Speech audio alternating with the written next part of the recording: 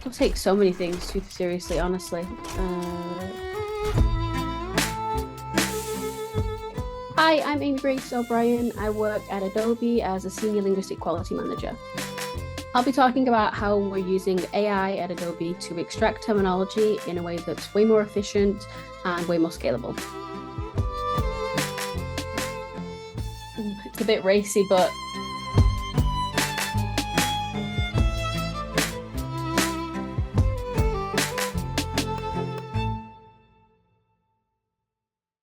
I've brought the entire translation lifecycle into GitLab with zero vendor dependencies. My name is Lauren Barker, and I work for GitLab as a full stack engineer in the globalization and localization team.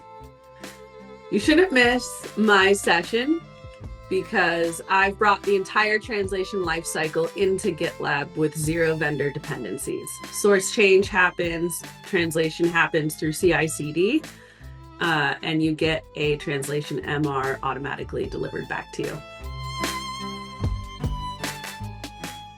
Yeah, Yoda, be like Yoda. Hi, I'm Maria Dębska-Czerniawska from Data Annotation and QA Services team at Allegro. If you want to learn a practical way to make AI-assisted quality evaluation more reliable, join our workshop on Wednesday. You'll learn how expert reviews become gold data, how that data tests an LLM judge, and how using multiple metrics will help you verify if your AI output is trustworthy.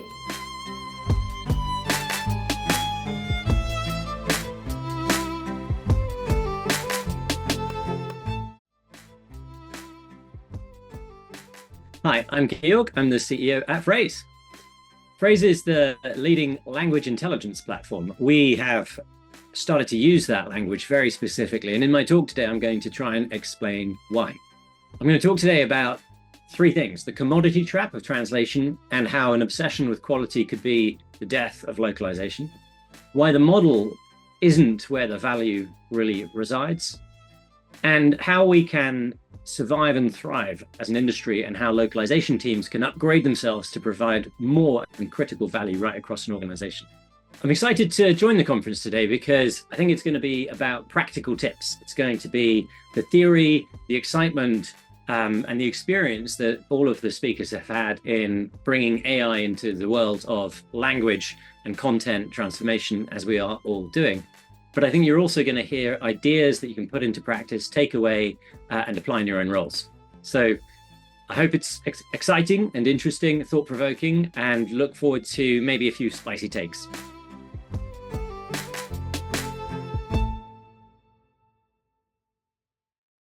All right, I think we're live.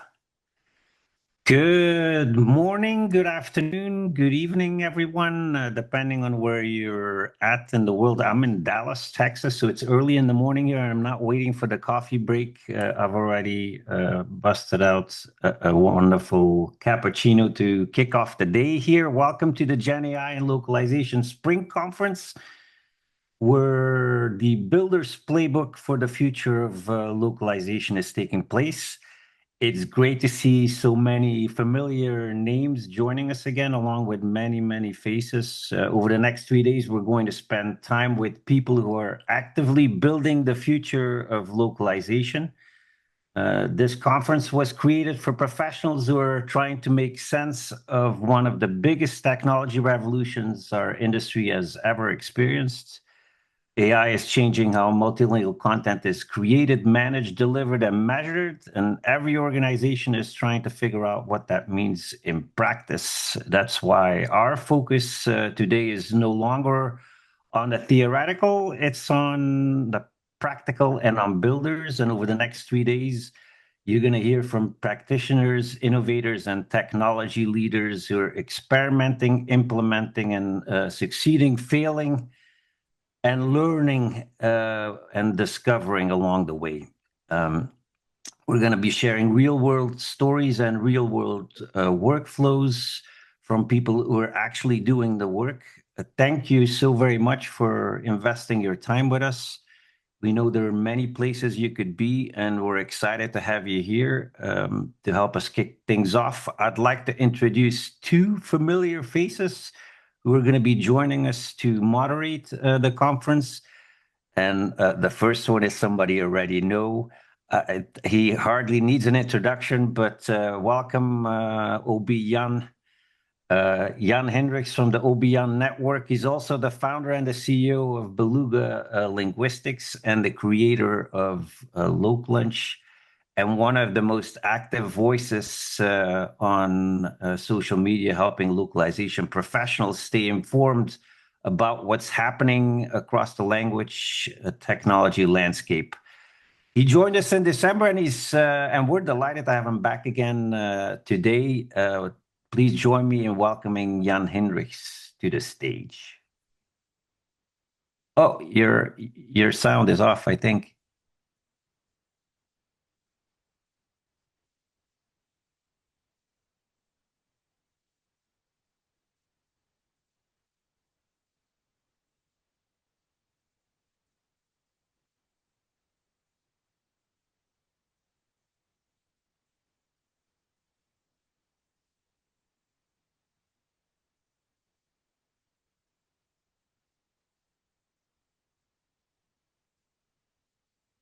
Hey, Jan, I think your sound is off.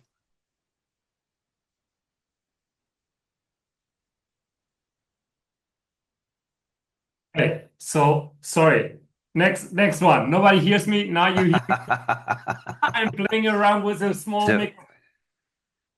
You're giving everybody a heart attack right from the get-go, Jan. Go ahead and fill us in on what you were saying.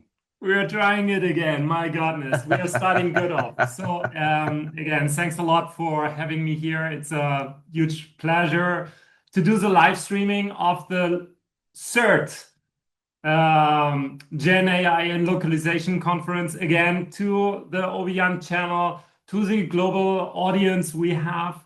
And I can only say, you're on the right place, because today and the next 2 days till Friday, we will have amazing speakers. We will have amazing things to do. We have hackathons. We have the Slack channel where all the interaction will happen, apart from the comment field here on YouTube. Again, you have seen it before. There's a QR code available. I think we will show it now on screen. Exactly. Scan this QR code, please, and head over to our Slack community, where you can network, where you can speak with the others, where the hackathon will take place, and where I will take a look on what's happening there. So that's maybe from my part. I'm super excited to be here. Stefan, thanks for having me as a co-moderator here, and I wish everybody a very cool third conference, GenAI and Localization. You started a new trend already, Jan, with your wonderful hat. You'll have to tell us how you got that OBYAN hat in the next sequence you're talking. Let me quickly introduce our second moderator. It's someone whose career sits right at the crossroads of language technology and global collaboration. And many of you know her as the host of Café con Mache. That sounds wonderfully South American, actually, but I don't think she's actually joining us from South America this morning. She'll have to tell us. In any case, she's become one of the industry's most recognizable voices, helping people connect ideas and perspective from across the global community. And most recently, Maria took an extraordinary challenge as the global translation lead supporting the Winter Olympics in Italy. So she'll hopefully tell us a little bit more about that as well in the next couple of days. And what I've always appreciated about Maria is her ability to bring together people from different backgrounds and disciplines and turn those conversations into practical insights that all of us can learn from. We're thrilled to have her here with us today. Please join me in welcoming Maria Braddock.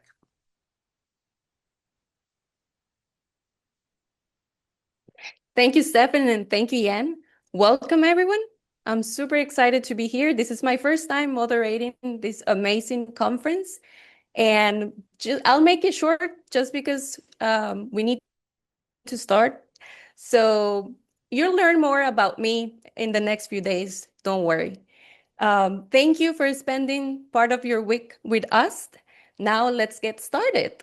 Please join me in welcoming Konstantin Dranch from Custom MT, and he will officially open the GenAI in Localization Spring Conference 2026. Hello, ladies and gentlemen. Welcome. I think this is the 5th edition of GenAI in Loc. We started when ChatGPT started and followed the progress of adoption of large language models in the industry. I remember the first events when it was just like, what is everybody doing? Then how do we prompt engineer? How do we make flows with large language models? How do we do retrieval augmented generation? And it kept going and going. This edition's flavor of this summer conference is coding with agents or model-assisted MAD coding or vibe coding. And I'll explain in a minute why this is important for folks in localization and why we all want to become builders. But first, please allow me to say a word of thanks. This is a conference organized for the first time ever by a new team with Jill, Stefan, Daria, and Andrew, the crew who have taken over from Kate from the last year. Well done. We have close to 1,000 registrations across all platforms, so you made the event very popular. Big thanks to sponsors. Our headline sponsor this time is Phrase, with Georg Ell coming on stage in just a few minutes. And we have an Innovation Challenge sponsor, PoEditor. Please learn about the sponsors, what they have to offer, support them and the event this way. Finally, a big thanks to the members of the program committee. This year, we received a record number of proposals to speak, I think about 50, and they were sifted through and voted upon by 6 people, including Stefan here, Jurek Sisilski, Dave Rain, Alessandro Benazzi, Michal from Allegro, and yours truly. Well, this being said, I will probably roll on and quickly explain what is important about GenAI in localization and particularly vibe coding this year. I only have 10 minutes, so please bear with me.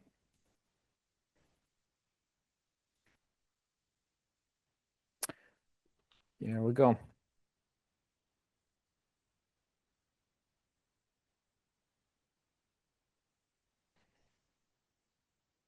The Time of Builders, this presentation is titled. This year, what we see in the news, let me start a little bit with the news, is an explosive growth, maybe not in so much in innovation, but in usage of AI. Both OpenAI and Anthropic, your favorite Claude, have filed or revealed their finances in the filings for IPOs, and it shows tremendous growth in the dollars and tokens used. OpenAI went from 3.7 billion to 25 billion run rate this year, and Anthropic went from 1 billion in 2024 to almost 47 billion projected this year. So one Anthropic, one Claude, is going to be bigger than the entire translation and localization industry, which puts things into perspective. In addition to this, quite a few tools for code and agents or this model-assisted development have really exploded in usage and in money. There was a deal with Vercel in February, with Replit in March. In May, SAP invested in a German company called N8N, which is basically an orchestrator, workflow builder for large language models. On a 40 million company, they got a 5 billion valuation, which is incredible. In June, Lovable said that they are going into 500 million annual run rate and 1 million projects every month. So crazy numbers in vibe coding tool. And of course, Cursor was acquired by Elon Musk just this month, right? So even as we speak, deals are cooking, vibe coding is exploding, and we're seeing companies rise out of nothing into huge numbers. It took TransPerfect decades to become a $1 billion company in translation localization, and suddenly these new companies in vibe coding are having this huge impact.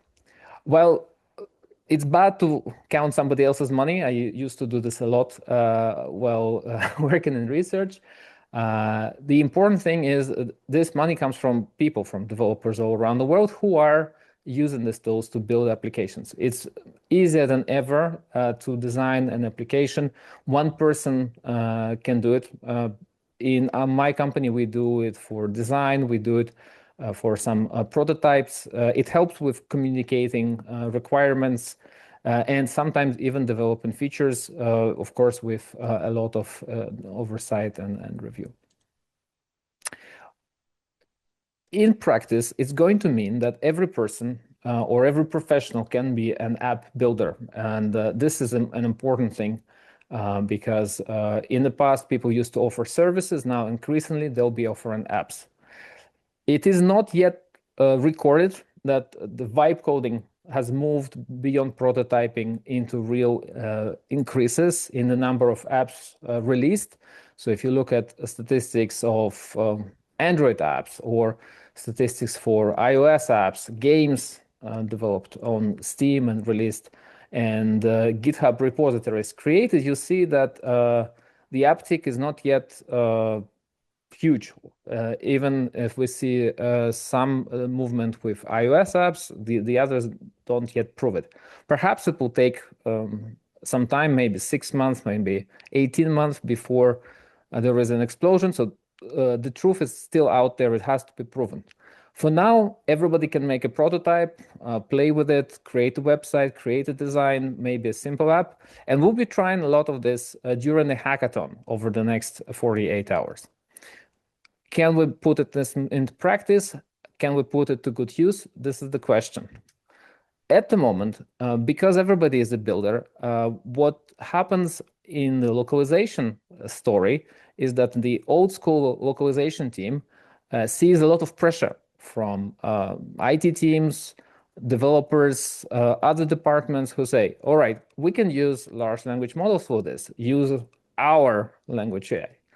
And it forces the localization team to adapt, right? This competition from developers says, all right, we need also to become an engineering team. And just a couple of weeks ago at Lockworld in Dublin, I've seen a lot of this. Many localization teams, especially in forward-looking companies with high technical competency and requirements, they are becoming technical teams with developers and engineers on board and actually leading the charge. So what happened is a kind of localization team template can be gleaned from this, that every team would have 3, 4, 2, depending on the circumstance, engineers under the head of localization who would be working on making this workflows, orchestration, running model evaluation, improving the quality over time, working with both models and with linguists to make sure they connect, and actually to build this pipeline of the future. The linguists themselves are transforming, becoming more cultural advisors, prompt engineers, not editing every word anymore, but helping guide these models in the right direction. So with this in mind, we're approaching the age of the builder. Today belongs to people who build, who present their work not as a service, but as a product, as a platform. It is easier than ever to do so. Not as easy to sell because everybody can now be the builder who will be the buyer. That is an important question. We would like with this conference to introduce and spread around the skill of making your own applications. whether it's a translation pipeline, some kind of quality checking, quality pipeline, review tools, capacity planners, whatever you are interested in. We have 4 tasks in the hackathon, which I'll explain later today. And let's see what kind of impact they'll bring to our industry in the next 12 months. We are targeting this event towards having hands-on workshops. Let's see how you like them. Let us know. And then the November event will be targeting more the market impact. With this, thank you very much. Let's call the conference open. And I transfer the word, Maria, back to you. It's actually to Stefan, I think the word is being transferred. But Maria, slap me on the fingers. Stefan, I prefer to transfer to Maria. You will forgive me. You're going to put her on the spot if she hasn't anything prepared. But thank you, Konstantin. One of the themes you'll hear again and again throughout this conference is that AI is changing both the tools we use and how organizations think about language and content. And it's my distinct honor to introduce our keynote speaker of the conference this morning. We already saw a quick cameo of him. It's the CEO of Phrase CEO Georg Ell.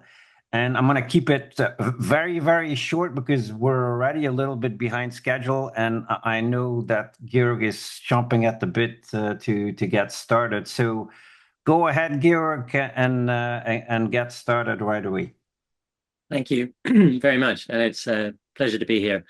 I hope everyone can hear me okay. I'm going to keep going unless someone tells me otherwise, and that you can see some slides. One of the joys of having, over the last few months, put a huge effort in turning Phrase into a very AI native business, and I'd be very happy to talk about that. We're doing some incredible, crazy things. Hundreds of agents running around the business, writing production code, reviewing PRs, and doing many things around the go-to-market side of things as well. But anyway, one of the wonderful things about that is that I now write most of my slides by asking Claude to review the context of recent conversations, recent meetings, and so on. So I don't write any more of my own slides. It's like the engineers don't write prompts, they write loops. And as a CEO, I used to write all my own slides. Now I don't. And the nice thing about that is it's anchored to ground truth. So everything you see here was produced just from a few prompts asking to go out and kind of anchoring ground truth across our business. So I'm going to try and take us through 3 areas, and then would love to take some questions as well. I can see the chat just on one side. I'm just going to open the Q&A window here as well. So if people want to drop any questions in chat or Q&A, if I can't address them as I go along, I'll try and address them at the end. And what I'm hoping to do is to share some perspectives that are interesting, grounded in practical reality, but also hopefully a little bit thought-provoking and maybe spicy. I don't know, try and make it a bit more interesting. So I hope the questions will come back in the same way. And one of the reasons I do things like this is actually to interact. And actually, I think I'm at my best not when I'm monologuing, but when I'm interacting with people. So I would love to take questions, and look, if they're beyond my capability to answer them, I'll just say this. So, but otherwise I'll do my best. So, 3 areas that I want to talk about: commodity trap, the model isn't with the moat or where the value really is, and then the potential to upgrade the role of localization inside our businesses. So, commodity trap. There's research there now that tells us something I think a lot of us know but aren't always comfortable to acknowledge, which is that the cost of translation is dropping through the floor and will effectively become entirely commoditized. The value that we provide as an industry is not in translation and localization. And actually, the provocative statement I made to start with, and I said this at conferences over the last few weeks, is I think we actually need to stop defining ourselves and stop using the language of translation and localization. I think when we go into a room and we talk about translation and localization, we lose the room because people see this as a solved problem. They have a great translation experience on their iPhone, and they think it scales from the iPhone. An engineer built something in a weekend. It looks okay. As one of my customers said to me, the engineers will come in and say, it looks like Spanish. And of course, if like me, you don't speak Spanish, okay, well, it looks like Spanish. So the problem is that decision makers inside businesses are not as expert and never will be, and don't care to be, as we are in our field, right? And so it's very important that we have to have the humility, I think, as an industry, to acknowledge that we can lose the room very quickly when we talk about translation and localization. And I'll extend that even more provocatively in a moment. So look, I think we have spent a long time as an industry optimizing for what was the right thing at the time, but may just be the wrong thing now, right? Which is volume and cost per word. This may have been right at the time, but I don't think it's the right thing to focus on today, because it's not really where the value is. The value isn't in just like reducing the costs. If we as an industry are so focused on reducing the cost per word of everything that we provide, then we're commoditizing ourselves and turning ourselves into a cost item. And you know what business leaders do to cost line items? They try and reduce them to zero as much as possible. And so I think that really misses the value that we bring. We know we bring it, right? As an industry, we have an opportunity to be, more confident, I think, more bold, to talk about the transformation that we can apply to content. So when I'm asked what we do, I say ours is a company, one of the leading companies in the world of what we do. And what we do is we help global brands, very recognizable brands, to transform their content for a global audience. Because how you sell a hotel room to a business traveler is different to how you sell a hotel room to an elderly couple in one language, let alone when you apply 50 different language and cultural contexts on top. And so we can provide, and we as the industry, we can provide value in one language and then compound that value across cultures, demographic intersections of age, race, gender, religious affiliation, cultural affiliation, interests, previous purchase history, and so on and so on. So I think there's a window open now to reposition what we do. And the value is in the context. And like everyone is slowly learning this, because for the last 6 months intensely, but even for the previous 2 years before that, slightly less intensely, it's been a huge focus on the models. And like the model is where the value is going to be, and the models can solve these problems. And what we all know, we being people who have played extensively with these models until 2 o'clock in the morning and pick them up off the floor when they break and then fix them again and again and again, we know the models are not the solution. It's the context around the model. It's the harness around the model. So that is something that we have to focus on. It's not about volume and cost per word. It's about intelligence and context. So this is where I said I was going to expand the spicy or provocative statement. I think when we go into a room as translation and localization people, and we talk about quality, we lose the room again.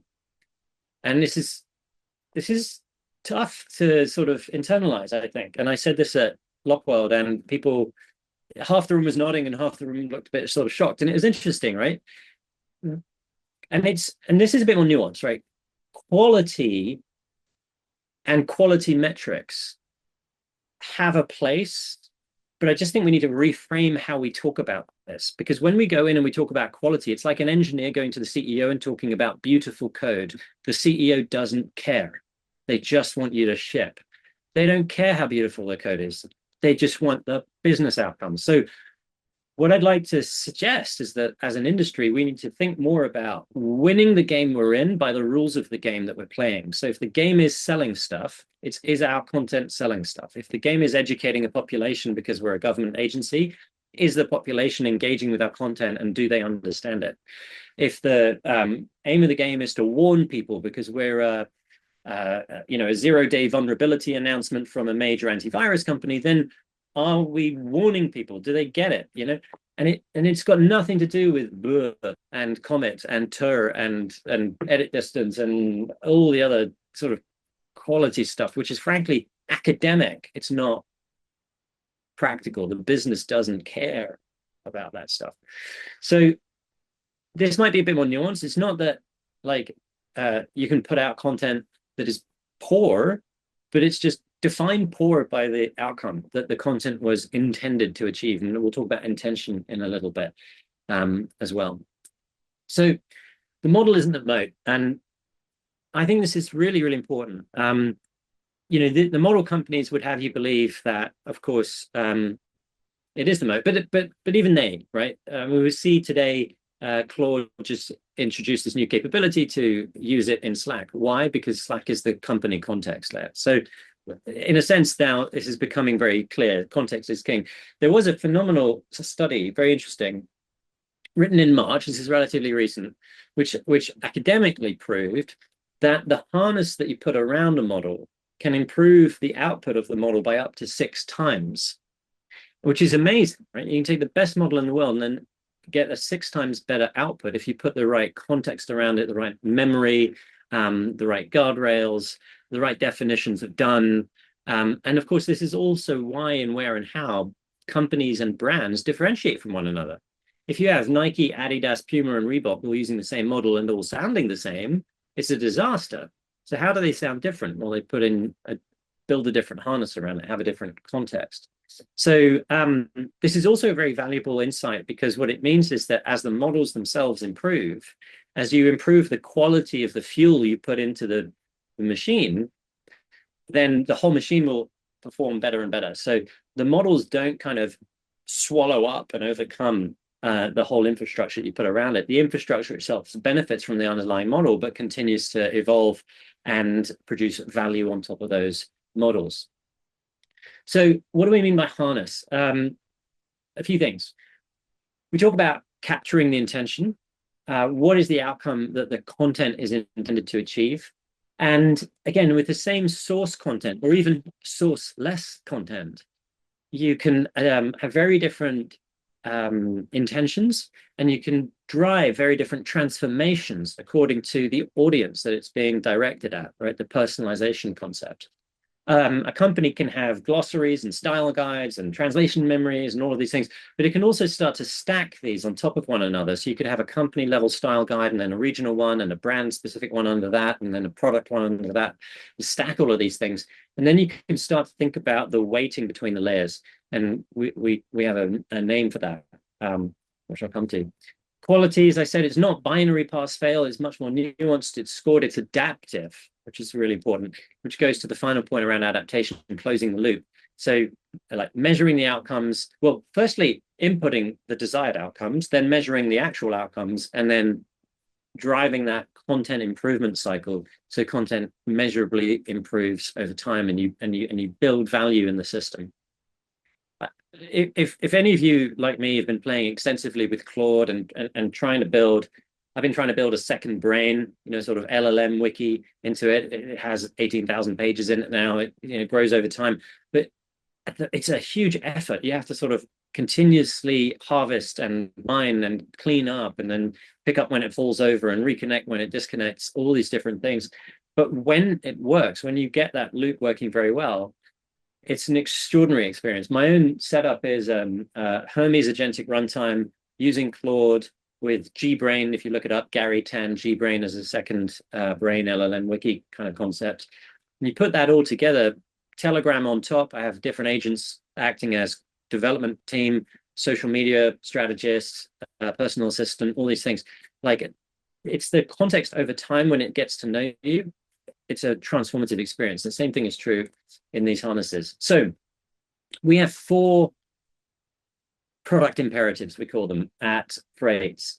And this slide I actually created in 2 minutes before coming on stage. So I'm reading it for the first time along with you, but this is drawn directly from our internal sources. And there's a longer blog that I wrote a couple of weeks ago. You can find it phrase.com. If you go to the resources section on the website, and you can find my blog. It's quite long, but it talks about a big transformation we've been driving at the company internally, about how we use AI, which is like very, very heavy. We have every intention of being the most AI-pilled business in Europe, not the most AI-pilled localization business, even language business, right? But in any industry. And the blog talks about these 4 product imperatives. So they're really 2 reinforcing loops. So headless and guided are the first two loops. Headless, I think people know generally what that means. It's exposing capabilities through APIs, MCP, command line interface, and so on.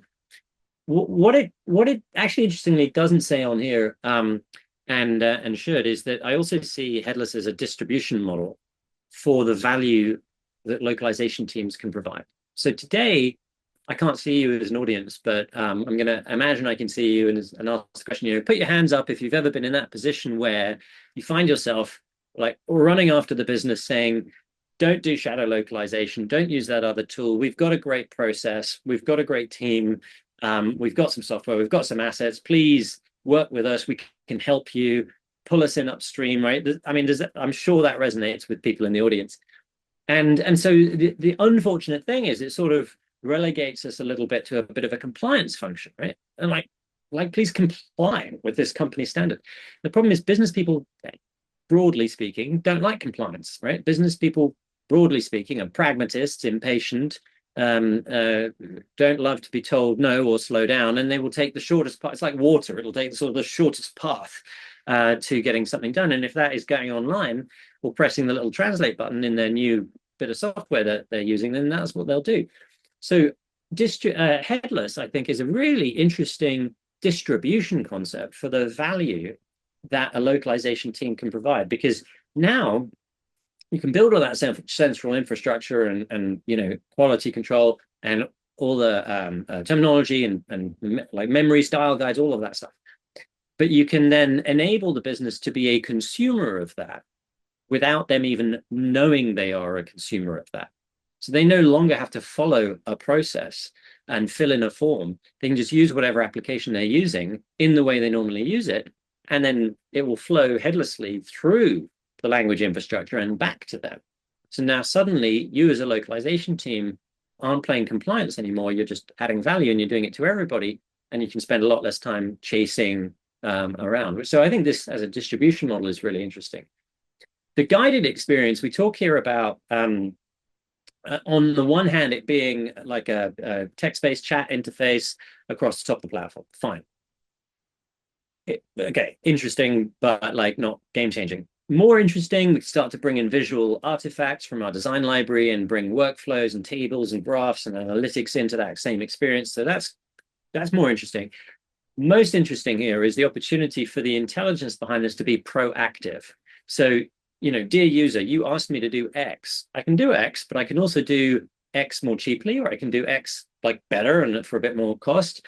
Other people in your company have added this. Actually, the feedback from consumers is that if you optimize in a slightly different way, you'll get a better outcome. Like that sort of proactive intelligence coming back to the user through this interface is something that really excites me a lot. And these two are interesting, right? If you imagine a product like ours, like a planet with a sort of hot core of capability, and then the UX as the sort of bit humanity experiences on the outside. What we're really doing here is reaching down inside and pulling the whole thing inside out, like all that headless exposure, and then exposing all of that through natural interface. Yeah, that's a lot more exciting. And then the cool thing about these two as you build them is that you discover all the APIs you wish you had and you haven't done yet, so you go build those. And where the documentation in your existing APIs isn't as good as you want it to be, so you fix that. And then you use a bunch of agents to do all of this faster and faster and faster. The final thing on these two, I promise the other two are a bit shorter. Final thing on these two, which is really interesting, is this concept of encoding the knowledge. Satya Nadella talks about this, the CEO of Microsoft, how it's so important that companies, all companies, encode the knowledge that they have in the heads of their people, in the experience of all the people, into the software and the models that they run. So we have this amazing group of people who have decades and decades of experience of deploying these technologies at a massive range of companies around the world in lots of industries, and they've touched every edge case you can imagine. And the software with its drop-down menus and its tick boxes today, cannot possibly address all of these edge cases, right? So what we do is we're now and we've been doing this for a couple of months, we've been writing this sort of internal world model, right? If you take the Jack Dorsey concept, this world model of all the edge cases, all the implementations that our forward deployed engineering team have done, and encoding all of those. So then when customers go into something guided like Atlas and they say, hey, I want to do X, it isn't just a case of mechanically like operate the drop-down menus behind the scenes without the user having to do it for themselves, which is nice, but it's actually about taking all of that knowledge and then applying it so that it's almost as if you've got a forward deployed engineer online, like digitally. Like the software comes with its own forward deployed engineering. So that's kind of cool. Okay, the other two, I promise more briefly, compounding intelligence. This is this concept that you can apply different transformations to content. And what's interesting is it's not just all the different transformations you can apply, but the metadata that you generate by understanding the weighting. So I overweighted this transformation, I underweighted that transformation, I layered this or I took a layer out. What was the impact of that on my intention? Did I achieve it or not? And then you build a second order model around that intelligence. And that, of course, compounds over time for that particular customer. And that becomes something that, like creates a tremendous amount of value over time.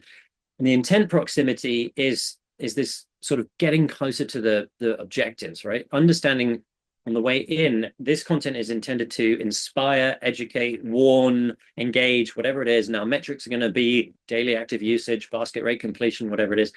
And then on the way out, capturing that and then putting it back in. So this getting closer to the business intention is important. I also think as a practical matter for localization professionals, if you go to the business and you say, I can help you if I understand your intention, right? It's a different conversation. It's a way of like shifting left as well to say, I need to understand the intention because you tell me the intention. I'll tell you what I'm going to do with it. I'm going to custom prompt my system. So I need to know your intention. Like otherwise you get the generic, right? So help me out here, right? I'm going to help you. So intent proximity, I think, is important. So we've got these layers that compound value, and it's an accumulating system. And this is why we started to call ourselves a language intelligence platform rather than a language technology platform, which I think was already a step in the right direction. The industry does need to evolve its vocabulary from decades old terminologies to describe ourselves, and which also still keep us in a box, right? Like, and keep us in the corner. So we've got to evolve how we describe ourselves. And I think language technology platforms was good. We want to take that to the next level. Again, I think when you talk to business people about language technology, it still evokes too much like solved problem. And it also, they hear technology and they think, can we build that, right? And we know they can't. We know it's difficult. Like, we can have that whole discussion debate in the Q&A or however, but when we talk about intelligence, what we mean is, yes, use of AI, but also it's actionable, right? It's like you can do intelligent things. The system's intelligent. What you do with it is intelligent, and it's about like compounding and building that over time. And actually, there's an important point here in the middle around the ecosystem of third-party tools. This is something I believe in very, very passionately, and as proud as I am of everything that we've built at Phrase and the strength and depth and breadth of our capabilities, I believe very, very strongly that like we should have the humility to understand we operate in a heterogeneous ecosystem where a customer of ours is going to use multiple technologies, oftentimes multiple service providers, and there's good reasons for doing that.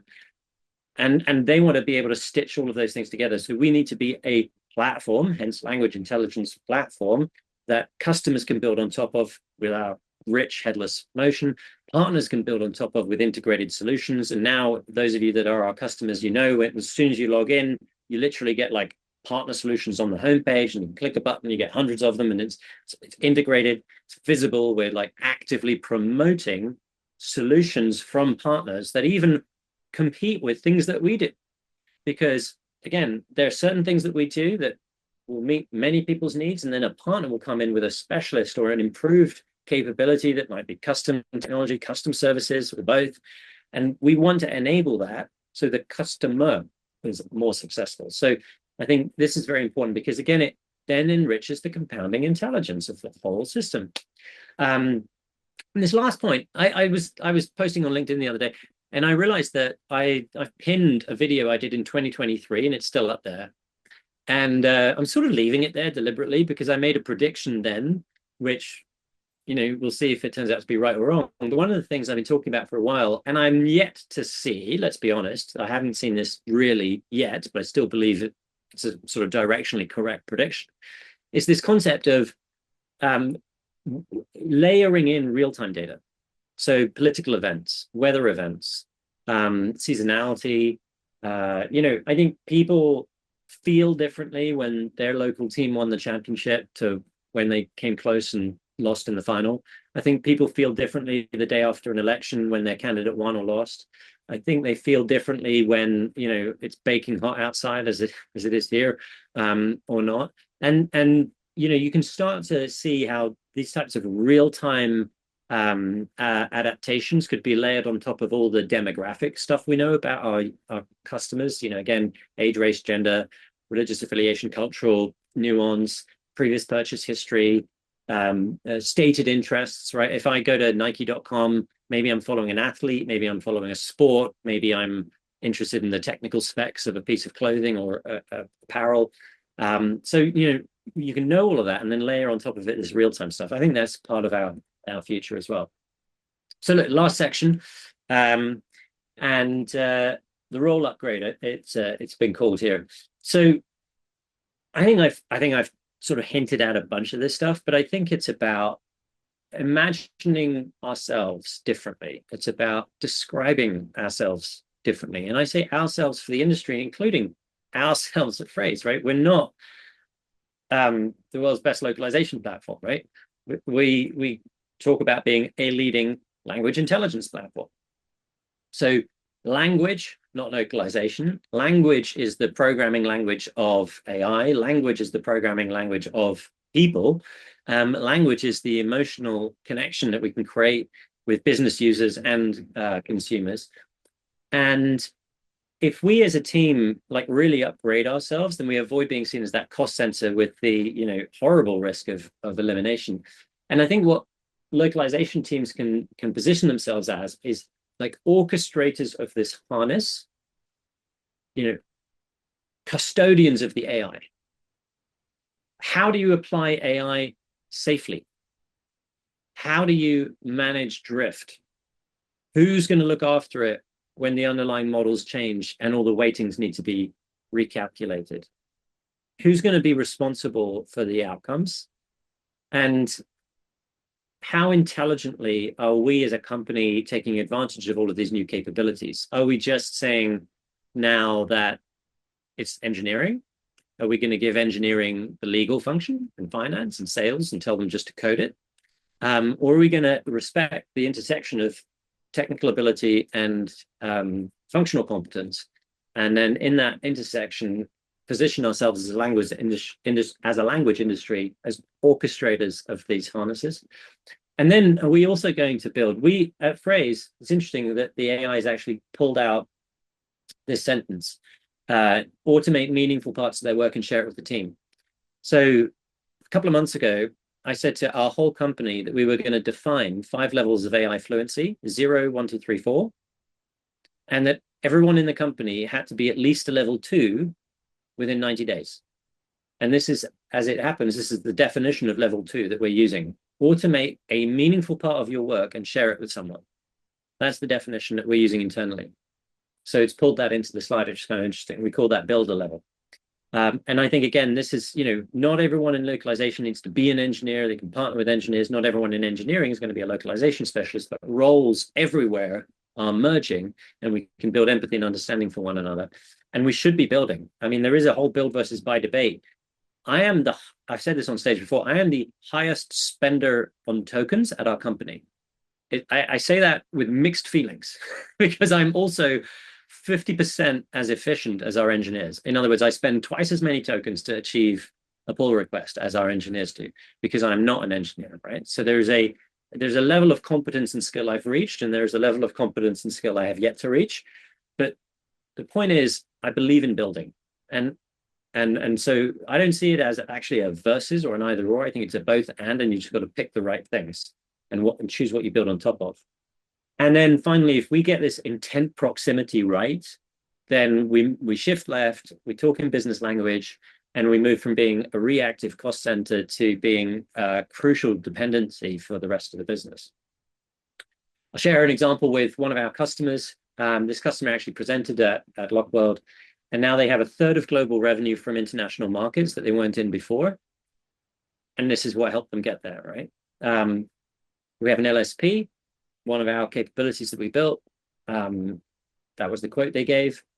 And then we have a company that's massively reduced their customer support.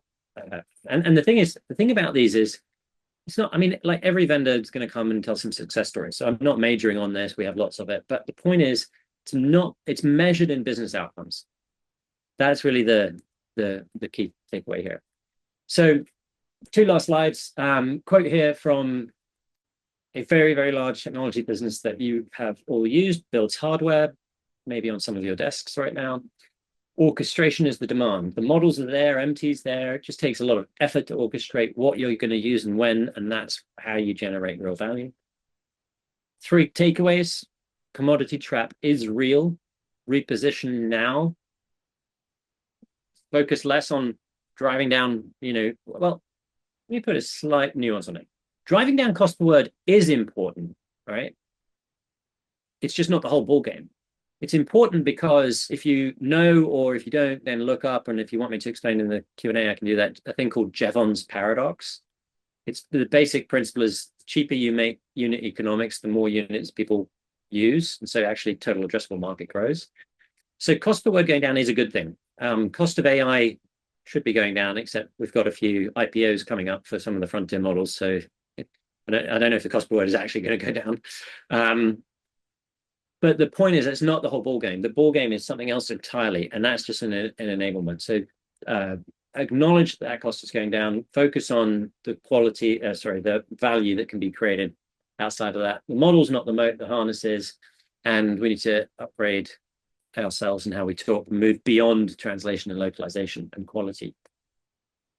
Thank you. I put my email address. I put a link to the blog, my LinkedIn, X. I try to be very approachable and available. So I would love feedback on what you've heard today. I'd love critique. And if people have any questions, then hopefully we have a bit of time to answer them as well. I don't see any at the moment, but please pop them in if you'd like to. We are chomping at the bit with questions. Thank you, Georg. And I love that you said that you perform better when interacting with people, because that's exactly what we are going to do today over the next few days.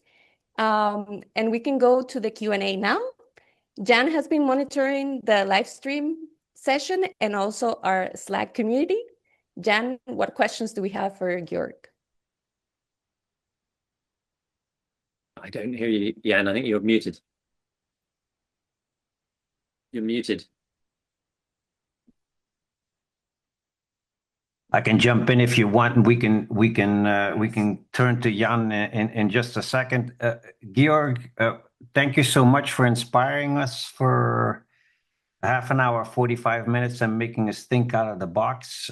I had a million questions, but the first one that came to mind for me right away was that we've been talking about breaking out of our translation box for a while now, and you really are breaking it wide open with this vision of Phrase.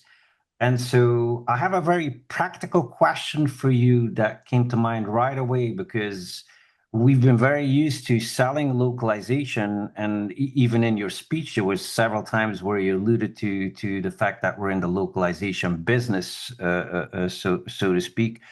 But what the vision that you're presenting is way beyond localization. I would think that it's more into the realms of multilingual content creation, and then you're talking about intelligence mixed into it as well.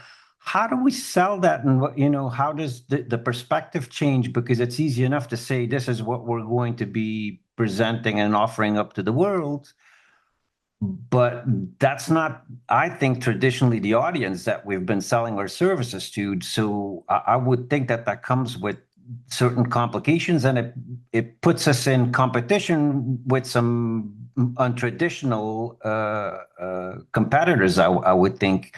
What's your vision on that? Yeah.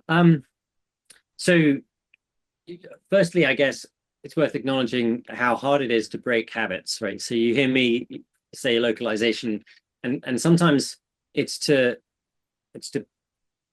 sometimes it's an accident, and sometimes it's to be specific about, the sort of roles and audience and departments that I'm talking about. So we still very much focus on enabling localization teams, localization managers, developers that support localization as that terminology is used today.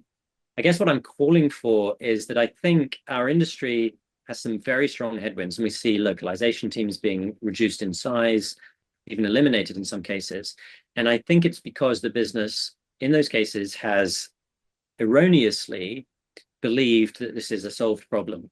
And so I think the path out of this is to sell back to the business a different vision that says, actually, language is important, and language is the programming language of people. So if you want an emotional connection with consumers or business users of your applications and services, you cannot simply do this with raw machine translation and without giving it any thought to getting the nuance absolutely right. I think it does potentially get us, and when I say us, I mean us at Phrase, but also I mean us in the industry, again, outside of the box. So I talked about headless being a distribution model. That for me is really exciting to see how that plays out, because now a localization team can go to any function at all and say, I don't need you to fill in my form. I don't need you to follow my process. Here's an MCP. Just hook this up to Jasper, Claude, Harvey, whatever system you're using, and we're good. And maybe they don't even need to talk to them. They just get IT to do it, and it happens in the background. So that, I think, is pretty interesting to explore as well. My phone's been blowing up. I know that Kostya has a question at the ready as well, and then we'll switch to Jan to get the live audience involved. But Kostya, do you want to pitch your question to Georg as well?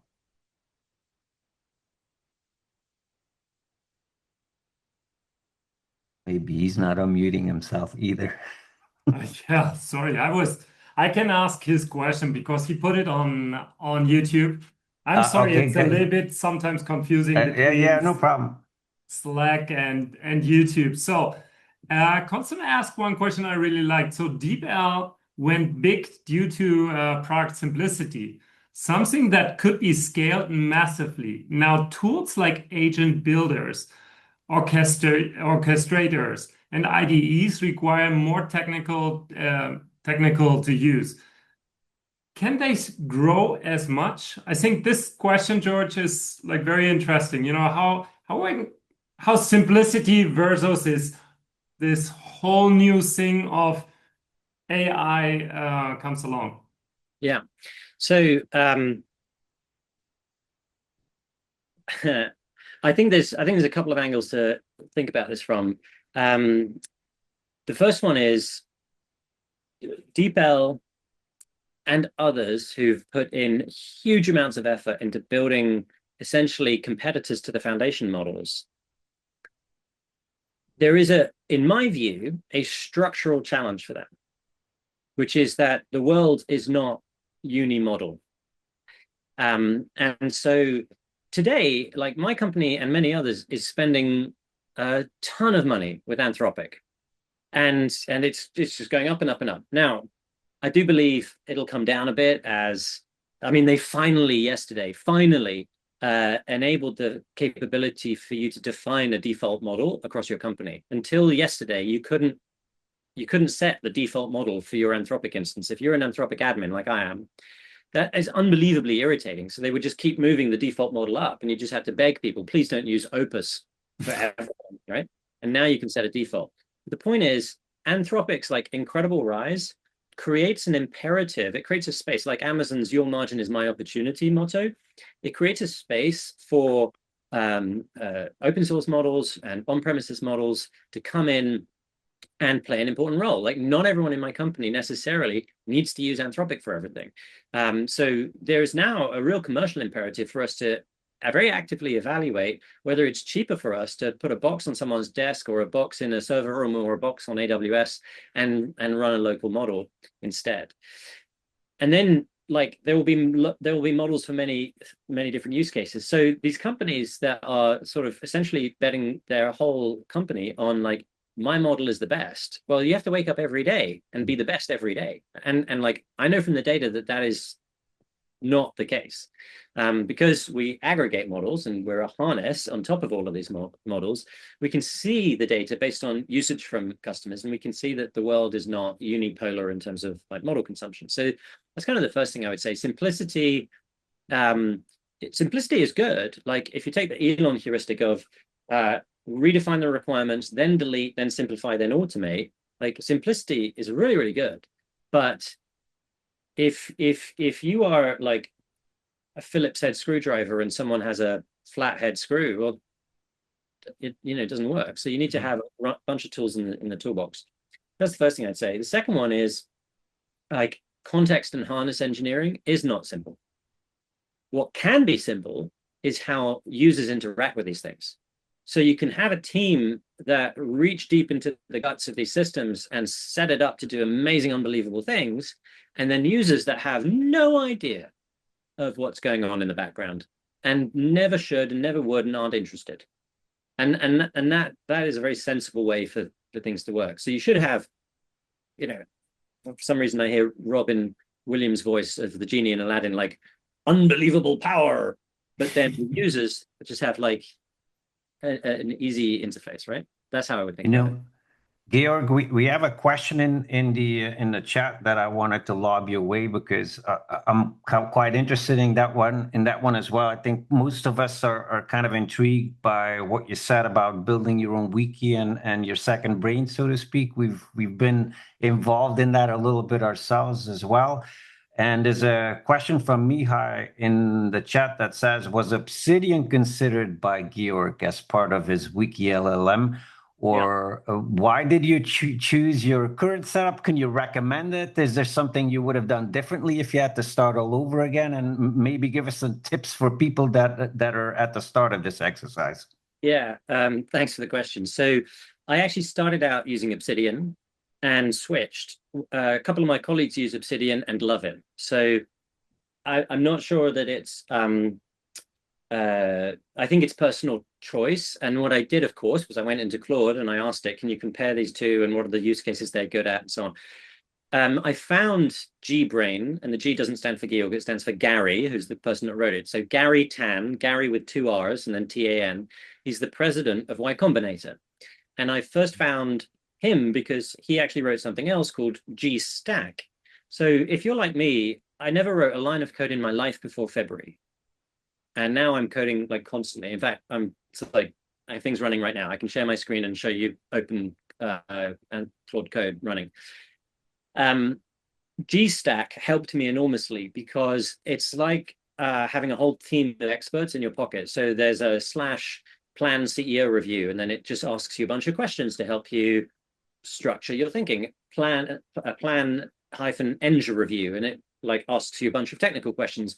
I understand 10% of what it's asking me, but you sort of do a little bit of that kind of makes sense, and it always makes a recommendation, and you go through and answer the questions, and then it will ship it, it will do a QA, it will deploy it, so all these / commands. So that's actually how I got started on coding, because I found it very intimidating as a non-technical background, and these / commands really just helped me. So I found GStack first, and then GBrain. I thought, well, that kind of makes sense because it's from the same guy.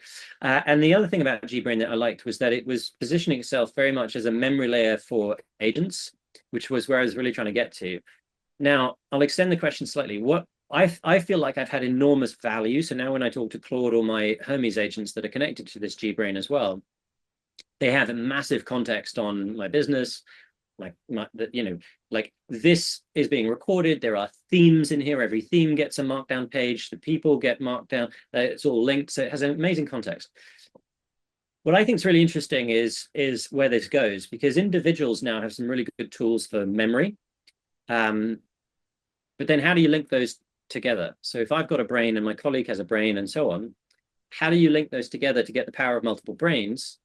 How do you respect privacy where appropriate? And then how do you stack that across the company? So then you've got like individual, team, department, company brains, and this no one has cracked yet. No one has actually written the system yet for role-based access control, auditability, rollback, injection hardening, all those things that you would want as you think about the layers of memory across a company. There's some businesses that I'm following. There's one called Super Memory that looks kind of interesting, but I haven't seen anyone crack this at a company of more than like 10 people so far. Everyone that's saying they're doing it at like company level is basically using one big GBrain, and it's a company of 10 to 30 people. I haven't seen anyone structure it yet. But I have talked to some AI researchers who are looking at this. So I think there's a lot of work happening, and I'm sure there'll be breakthroughs soon. Might it be an idea for Phrase to get involved? And it's a new business model for Phrase. Maybe you guys can do it in a multilingual way here. Maybe. Very good. Question I see, someone said no need for human post edit, which I just want to tackle. Yeah. I don't believe in zero human for anything, including post editing. If you look at that video I put up in 2023, it talks about content explosion, which we haven't seen yet, but I still believe we will see, again linked to Jevons paradox. And it's just that, like, the machines, whether it's MT or LLM or whatever comes next, the machines are getting better and better all the time. And as they get better, businesses will get more confident to do more things and more use cases, and so volumes will grow. But as they get better and better, they're not going to be perfect, and the humans still need to be the orchestrators. They need to run the harness. So I'd say two things. One is just that narrow, like, post-editing piece will be a diminishing percentage. It just will be. But a small percentage of a very large number may still be a large number. So, like, the total amount of human post-editing that happens in the world may even grow, but it won't grow nearly as much as the amount of volume of, like, total content, because the machines get better and better. That's the first thing. The second thing is, I actually think that people that are good at post-editing are also potentially, if they are minded to kind of take on new skills, is to be very good at, like, helping do evaluation, helping run the harness itself. So some of those people can be very good at that other work upstream, and humans need to be involved at both ends. Awesome. Jan, is there anything else from the live stream that you want to ask Georg? No, right now not. But again, maybe this is the call for everybody. Please use the live stream and our chat on YouTube to comment, to say what you like, what you don't like, what you believe is true or maybe not. Give us our take, please. Yeah. And Georg has been very gracious with his time and availability. I'm sure if somebody has a specific question for you about your keynote, you'll be available for that. Georg, I sent you a connection request 2 years ago, I think, and you're one of the only people I'm not connected to in localization, so I'm pinning you against the wall this morning. After this, this is called putting people on the spot, right? I'm after this we're going to be connected, and I might even send you a couple of questions later on for my platform. Thank you so very much for inspiring us, and I'm going to give the word to Jan and Kostya for the hackathon and the continuation of the conference. Thank you so very much. Thank you. Thank you.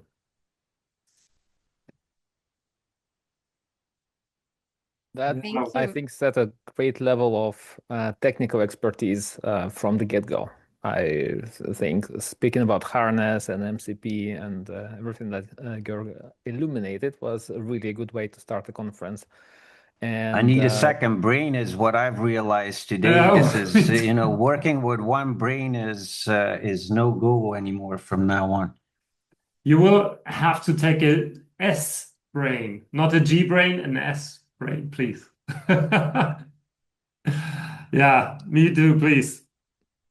No, it opens a wormhole of all possible jokes about multiple brains. But let's proceed and get to the point that many people are waiting for, which is the hackathon. Jan, have you ever participated in a hackathon in your life? I have to confess that I haven't. I You have haven't. seen them all over. I have been curious about them, but I haven't personally been involved in any. So this is a good opportunity now. Interesting. I did take part in a video game development hackathon. They called Games Jam. My son likes making video games, and he needed somebody to be there with him in the first one. So I do have the experience, and also hosting a researchathon where we don't develop things, but we delve into topics. Okay, so let me quickly present what is the hackathon about, and then we can discuss. Excellent. Vibe coding is a whole arc with GenAI and localization. As you probably know, we have an event every month online, and the past two events in April and May were dedicated to that topic. In April, Junczyk and Julia kind of announced the topic. They demonstrated how they vibe code. Julia shown her system that she made and actually offered to use it. She works in-house in the localization team in Dublin, and Junczyk works on the LSP side, on the vendor side, and he made vibe coding. I think he vibe coded a connector using Crowdin at that time. Right, so it was hugely popular. 550 people registered, so really big topic. But it was kind of a high-level overview, demonstration of how it happens. Then in May, we had a tutorial with Maria Suhareva from Siemens, and that was like how to vibe code, a 2-hour, 2.5 session. This was with OpenClaw, an open source tool where you can plug an open source model and be independent from the big providers such as Claude Code, Lovable, ChatGPT, and so on. It was very technical, so it was really for the technically apt people. We spent a lot of time setting it up, and then there was a need for a follow-up session to troubleshoot those who have installed Claude Code but had problems. So in the conference of this week, Maria returns with Codex, a much easier to use tool. So if you're just starting and you would like to have a tutorial, stay on for day 3. This is where Maria will kind of walk you through the basics.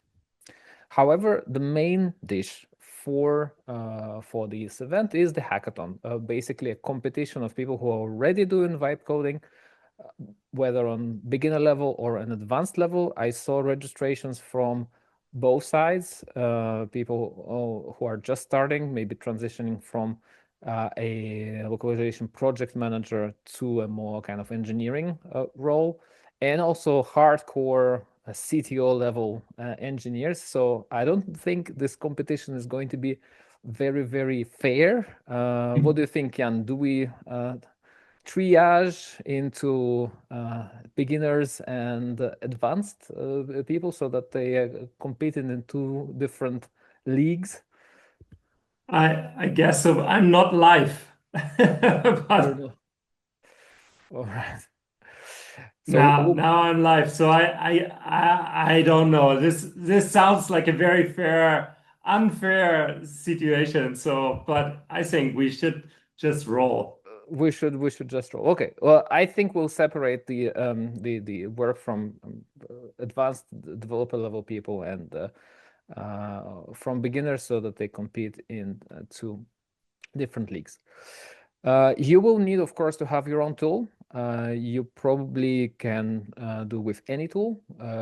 I prefer Base 44 for myself and Lovable, which are very visual and easy to use, makes a great front end. You can also do it with just ChatGPT or OpenClaw if you are a proponent of open source tools. Take your poison, select your poison, whatever works. If it's gin and tonic or just lemonade, your choice. Then we do have a Slack channel so that you can discuss with your fellow participants. And we do have a developer on duty in the Slack channel who would advise you if you have any questions. If you're just starting with vibe coding, you probably will have to learn that simply approaching make me this kind of app is not the best strategy. Whenever you want to change something, it will override big parts of it, create dependencies. So there is a methodology to vibe coding, like splitting in different repos, adding special services that can deploy your product on AWS or another hosting. So there is a lot of know-how in order to do it right. But once you have it, one person can do the job of 5 or 10. No more need for junior level coders, which is another problem for another group of people. Anyway, so join the Slack channel from the conference. There is the hackathon, and you can discuss there, pose questions, and get advice. This is the code to join Slack, and I'm sure that Jill and the other people on the organizing committee will post links in the YouTube channel and in the conference websites so that you can join anytime. Hopefully everybody already took the picture of the QR code and you'll find the link. Next, please allow me to present 4 challenges. To find the challenges for this hackathon, I went around buy-side localization teams and pinged quite a few of industry connections to say, all right, what is your next unresolved need? What do you think is interesting to develop for the industry, which is not yet covered by mainstream tools, so that people can compete in making this application and posting it on the hackathon website. And a few ideas came up. We selected 4 of them, and so here they are. They'll be now also published on the main hackathon website, so you can review them there and consult them anytime. The first challenge is a quality pipeline. Under the name, mind your context. This is a bit kind of leaving details to your imagination. You have a lot of flexibility with this channel. You're building a LLM validation pipeline, which looks at translation in context. Whether it's a website, a video, a dialogue between characters, maybe an audio stream, or it looks at the images, screenshots, PDF blueprints, you decide. So you find the right context which is relevant for you. Create a testing data set, and then the validator will say whether the translation fits that kind of context or not. And there are 2 options how to deploy: a quick validator, which can work across millions of words, or as a kind of corrective infrastructure, which looks at already published content and from time to time improves the errors made by other AI models. So that's the challenge number 1. You can choose any of the 4 challenges, or even design something completely outside the box and impress the jury and with something totally creative. Number 2 is a very common need to evaluate which model fits best for the language. There's a number of evaluation tools out there. Now you know that there's a new model coming to market, which is prominent every few weeks. How does a localization person compare them? This is the answer. So you create a way how to evaluate models, either with a human oversight or without humans, and quickly generate an answer. It has to have different rules that you can apply depending on the context, or depending on what is the purpose of the model, and then you can visualize it in any way you'd like. I think the basic infrastructure of this is very simple. The question is how this evaluation tool going to be structured. What's the framework? Is it looking at errors? Is it looking at market fit? Is it looking at fluency? So this I leave to your creativity. Suggested by Nicolas Jadot from Trendio.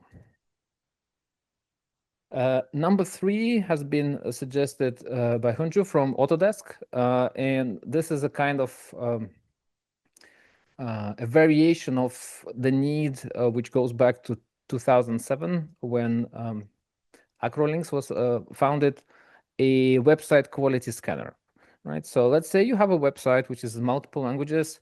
It has HTML pages and it's been translated over the years by multiple translation providers, in-house, LSPs, freelancers.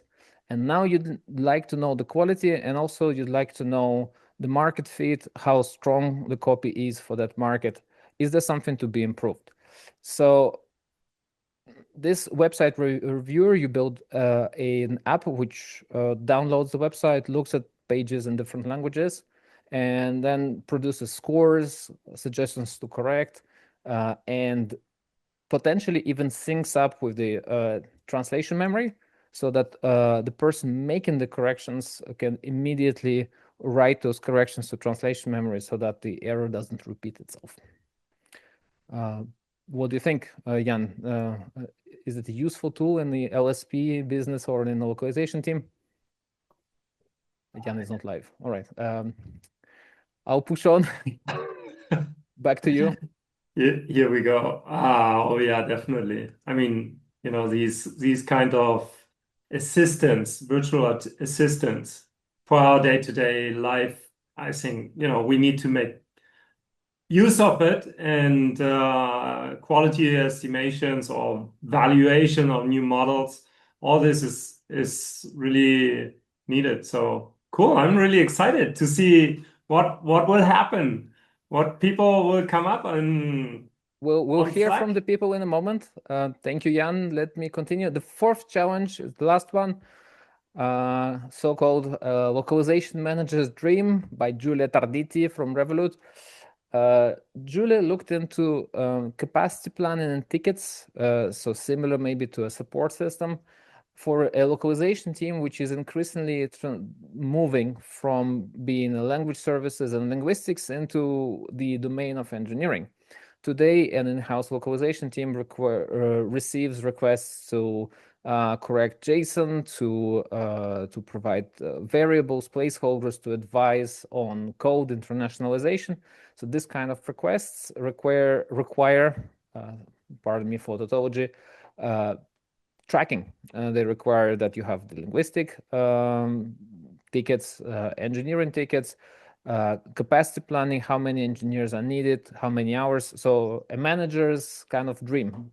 Can you build that dream for the market, specifically tailored for localization and specifically tailored for a team which has both engineering and linguistics under their belt? So this is it. These are the 4 challenges. Feel free to use one of them or to invent something and propose your own creative app for the localization industry for the next stage. The hackathon is 48 hours, so we will hand in the work at 3:30 on Friday. The applications will be published on the website. So this is a link, tinyurl.com, mad for localization. The conference team will move your application, any video that you produce, explanation or dataset, whatever you'd like to add to the presentation, to the website, and then we'll have the judging. And for the judging, we have here Stefan, Monica, and Gergana, who will ask questions, look at your apps, validate that everything's working, and generally kind of interpret the apps for the audience. It's a set of very tough judges there. Yes. Yes. So, Stefan, Gergana, Monica, what do you think? How would you judge this type of application? What would be your criteria? Like for me, the main thing is that it's going to be tricky to make this thing perfect in a first go. But if it can inspire me and maybe motivate somebody on the business side to gain interest in the person who's been active producing this vibe coding solution, then I think that wins a lot of points for me. So practicality and application in real life is what I'm really looking for, I think. How do my fellow judges see that? Maybe like making deliberate choices is quite important, that they don't just leave it to a model. And I also really appreciate when people can be self-aware and they know where the system or their code is fragile or vulnerable and inform us unprompted. I find that quite important, the self-awareness of imperfectness of vibe coding. Yeah, in 48 hours, making a fully functional, protected, secure, and robust application is probably a dream. But well, come on, we have heard this is possible. Yeah. So if I need to jump in, for me, it's choice and scalability. What I like also is how a particular solution can be adapted to a particular market. That's why I'm a big fan of, are we fit for this market solution, and also for the context. These two are the hardest to tackle in general right now if you want to do a fit for a purpose solution right now. Excellent. Thank you. So we'll be asking questions, presenting your work, and the best work will make it to the showcase. And then we'll have a participant vote and award the prize money. With us today, may the best gladiator win. Are there a lot of gladiators, Konstantin? We have, I think, 30 or 35 registered participants to the hackathon. That was yesterday. I guess since yesterday, a few may have signed on. And we actually have two participants with us, William and Gary. Let's say hello. Gentlemen, thank you very much for joining. What do you think about the challenges? Is it doable? Can we accomplish this within 48 hours? I think we can. I think we can. So saying some hi and introducing. I'm William. I'm Brazilian, living in Berlin for the past 4 years. A little bit of my background. I hold one bachelor in English linguistics and another bachelor in computer science. I do have MBAs in artificial intelligence and UX writing. And I've spent the last 16 years working with language. The first 8 of them in the classroom, teaching English. And the last 8 ones in the intersection of UX, conversational design, and localization. And what I usually do nowadays with this AI power that has been granted to us is I build localization processes. So I make sure that product marketing and engineering, they communicate with one another to clarify, the roles in the process. And we make sure that each team delivers what they have to deliver to make the process smoother. So yeah, but I believe I'm so happy to see that we're getting the best of the best involved with this challenge, Konstantin, and we're even coaxing William away from the World Cup for a minute to participate in this. That's not always easy to do with a Brazilian, and Gary is a very well-known entity as well in the coding world. So very happy to see you, Gary. What's your vision on the hackathon? Hi, everybody. Just looking forward to trying to build something. Honestly, I've been experimenting with vibe coding since February, and I built a few projects. Not too much in language, except one thing was a data science competition on Kaggle, building basically a translation engine for an ancient language using a Google Research LLM. It was fascinating doing fine tuning and competing a bunch of Chinese teams. And I used vibe coding to work my way up. Really exciting. And it was so cool. I love ancient languages too. But myself, I studied electrical engineering at the university, but I've worked as a translator and editor, of course, more in recent years. And yeah, I've been doing a fair number of MOOCs over the years, Andrew Ning machine learning MOOCs. So this is a chance to try something. And I've also done a couple hackathons. My wife is Estonian, and we lived in Estonia for 7 years. And there I was doing some Ruby on Rails stuff. And I went to 2 hackathons, a lot of fun on-site hackathons, build something in 48 hours, Garage 48 they're called. So that was very cool. But I'm ready to get started. All right. My brain is hurting just listening to you guys and I'm sorry. Figuring out what you guys are gonna do, right, Jan? Absolutely. I'm super excited. Yeah? I want to see what comes out here. I will post in our chat on YouTube. I will post the 4 different options again. Somebody was looking to trying to find the hackathon on Slack. It should be relatively easy. It's one of the channels at Hackathon. So let us know in the chat if you are still struggling to find it. Otherwise, just post in the general chat and we will guide you to that. Back to you guys. There's a quick question in the chat from Marta Kalava.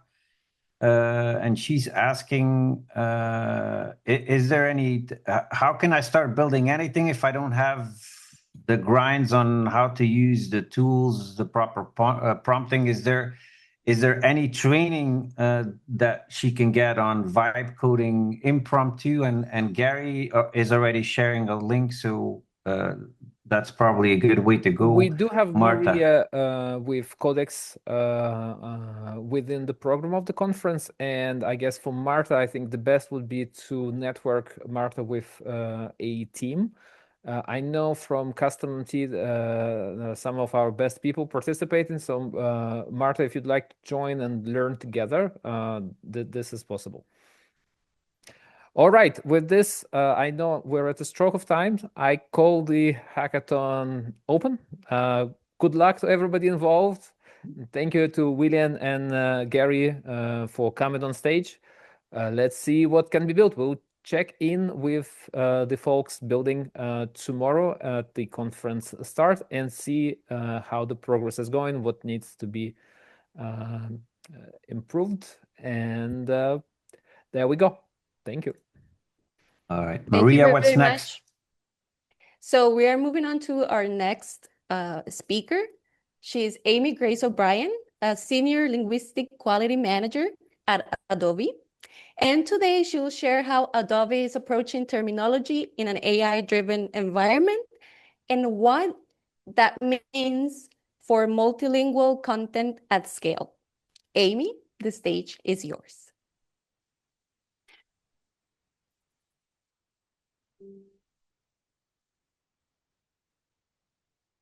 All right, I'm unmuted. There we go. Hi, thanks for having me. I don't know if can you all see my screen? Yes. Okay, great. All right, so for those of you who don't know me, I'm Amy. I'm a Senior Linguistic Quality Manager at Adobe. I'm in the GenAI core services team. So today I'm going to walk you through and talk about something that I genuinely couldn't find anywhere in the market. So I ended up just building it, and it's called Term Scout, and it's our in-house multilingual terminology extraction tool. By the end of this session, I want you to walk away with a clear picture of how it works, what we learned building it, and what it means for people in this room that work with terminology every day. Right. So I want to first actually ask, how does terminology get into your term base? So for some of you, you'll have product teams who maybe proactively submit terms, product names mainly, or feature names, that kind of thing. But for everything else, the honest answer for most teams is that it's reactive. A translator flags something, a PM raises a query, someone notices an inconsistency that's maybe already in production in 10 languages, Other options for extracting terminology are maybe vendor tools, but they were bilingual only. I tested a few of them. They were kind of noisy, slow, and expensive when it comes to what you've got, at least if you can build something in-house, right? So here's the thing, the answer was already there, the data was we already had it. Every TM contains, terminology in every locale. It's grounded usually in real usage, already translated. So we just needed a way to surface it. And I went to the market, I spoke to vendors and tool providers and told them what I wanted. They told me it couldn't be done or that it wasn't possible. So I did it anyway. So Term Scout, it wasn't built from scratch. We partnered with Alpha CRC, who already had a solid multilingual extraction engine. And I want to give them a big shout out there because what we brought to the table was this very specific set of requirements that didn't exist anywhere in the market.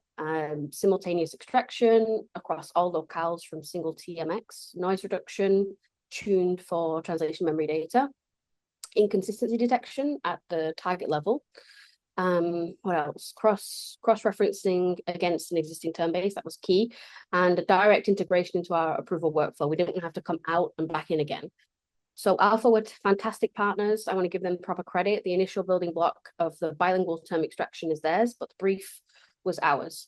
And that brief is what makes Term Scout different from anything else out there. And I want to just thank Alpha for sticking with me as the product manager building the tool.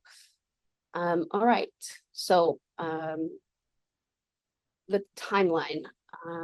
Was this right? Yeah, I'm gonna go. Yeah, so Term Scout, it didn't arrive fully formed. V1 was generally pretty scrappy. It was an offline Excel report, a single TMX file at a time, basic term data. It was useful, but it was slow and manual. V2 is where it started to feel like a real tool, a proper web-based UI, support for multiple files, email notifications, and then the first integration with QuickTerm, which is Adobe's term base. And then V3 is where it became fully formed, direct term submission, monolingual terminology extraction as well. And we had support for websites as well and various other term file formats. So it was just a lot more significantly streamlined user experience. So the jump from V1 to V3 is basically a jump from, I guess, proof of concept to a production tool that we genuinely trusted to run on our TMs. And then we're not done, but we'll talk about more on that later. So for now, I'm going to show you a demo of it, basically. So this is the tool. We come here to extract the tools, extract the terms.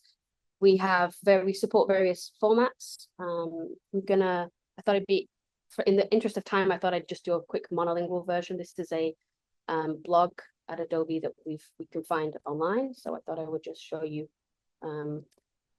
monolingual. You can specify whether it goes to child levels, child pages, but for now I'm just gonna tell it to focus on the same main page. You can tell it how many terms you want to extract and give it a minimum number of occurrences. So I'm just gonna say 2 for now because it's a short blog. If you want, you can specify a particular domain of area of I guess a domain in which you want it to focus on, like digital marketing or journey orchestration or any area you want, really. Let's just give this a test. You can send this in and it uploads the file and gets to work, basically. So then it gives you the report dashboard, and then these are my reports here. This is the one that's in progress. But what we're really here for is the multilingual aspect of it. So let me show you a multilingual version. So you have here the format, which is in table format.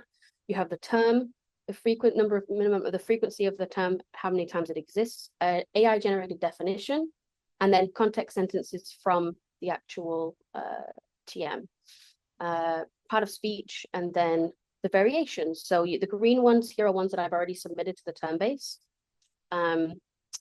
And red, you see here, red is where it shows that it's inconsistent. So it may be not, but there's multiple. So for lookup, for example, we have various versions in German, and all the languages that I've given it, you can see I gave it multiple different TMs here. And anything that's red is inconsistent according to what our threshold is. And so I won't be able to submit that to the term base. You can pan here, you can filter on the locales that you want to show or not show. And then you can filter across consistent or inconsistent candidates. But essentially the key aspect here is, like I say, is that we're showing the inconsistencies.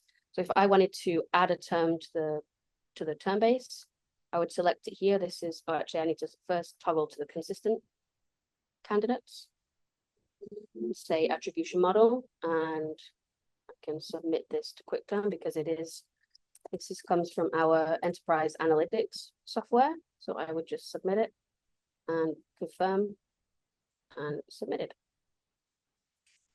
There we go. I'll then receive that in QuickTerm and approve it, and all the translations will be there. But for example, here's an example of what I wanted to show, like example of inconsistent term candidate, which I'll toggle back now to all of it so you can see. We have experience ID, I think it was. I just wanted to show you an example. Oh yeah, experience cloud ID, for example, which is a pretty key term. So in French, we have multiple variations. You can see here all the various variations. So this, we could, for example, I could export this in Excel format, send to the linguist and say, hey, we have all these inconsistencies. Let's clarify what the term is and add it to the term base. So that's the demo. Let me walk you a little bit through what's actually happening under the hood at a high level. So it starts with the multilingual TMX file. That's your input. Term Scout then splits it into manageable chunks to process in parallel, which is how we handle large TMs without hitting context limits.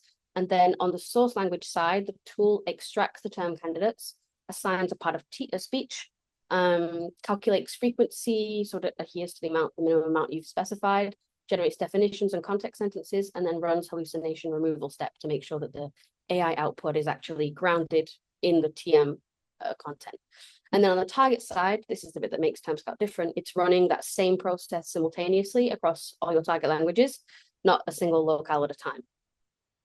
So all of them at once. So you get frequency data, variance detection for every locale in a single run. And then the source and target results then get merged into a single multilingual report, a web-based, filterable, exportable Excel file if you need to work with it offline. And the whole thing, like I said, is, as you saw, is integrated with QuickTerm, which is Adobe's term base, so that validated terms can be submitted directly into the term base without everyone having to copy and paste. Everything's there. Oh, and we also can edit the definition. I forgot to show that as well. If you're not happy with it right there, you can tweak it before you submit. Okay, here we go. So as we move towards, I thought I'd go over some use cases of how we're using it, but basically as we move more towards automated translation workflows, whether that's MT or LLM based, consistent terminology becomes critical because, essentially human eyes are not necessarily looking at it. So when there's no human in the loop to catch the inconsistencies, the term base has to do that job instead. For marketing content, we needed AI and enterprise level concepts translated consistently across an LLM-driven transcreation workflow. So we ran Term Scout through the DX marketing TMs, focusing on the themes that we knew were upcoming, such as AI, machine learning, jargon, enterprise marketing terminology, etc. And we pulled out 87 terms that we didn't even know were missing until Term Scout found them. And then the result was a higher accuracy, like I said, strengthened semantic grounding, which is basically a fancy way of saying that we gave the LLM the vocab it needed to not hallucinate on the brand terms. And then for Substance 3D, we're doing something slightly different there. The documentation is moving towards MT via Strand, and so we wanted to make sure that the engine respects existing approved translations from day one. So we've ran Term Scout through the existing TMs, extracted the key product terms, feature terms, and with their validated translations, and injected those directly into Systrand user dictionaries per locale. So there's no more manual glossary work, no post-editing on known terms. The MT output is terminology compliant before the first segment is, even sent for translation. Okay. So then here's this where we talk about the savings. So the numbers are pretty stark, right? 19 days was the average time it took for the 85 terms that we extracted in 10 locales. 7 and just one with Term Scout, of course. And then $7,000 versus 149, and that's for a single extraction run across multiple locales. Even if we did a few more to make sure we get exactly what we're looking for, we're still massively saving. But if you run this quarterly across your full TM estate, then the savings compound pretty quickly. But honestly, the time saving, I think, is more stark, because that's basically a linguist month, right, handed right back to them to do the work that actually requires their expertise. So these are the 4 things that, if you want to replicate this, will maybe bite you if you're building something similar. Lemmatization, this was the most persistent. AI would constantly extract, like workflows instead of workflow, or assets instead of assets. So we have to build in a post-processing to normalize the root forms. And then on the target side, this also meant normalizing across, variants across locales. And of course, every language doesn't act the same way. So plurals, inflected forms, the same stem, it needed to be counted as the same term to get an accurate consistency score. And we also had to decide what inconsistent actually meant for us. We landed on 75% as our threshold. If a term is translated the same way 75% of the time or more, we considered it consistent. Requiring 100% is pretty tricky, right? It would flag almost everything, and a real multilingual TM where some variation is perfectly normal. Term composition as well was subtler, but just as annoying.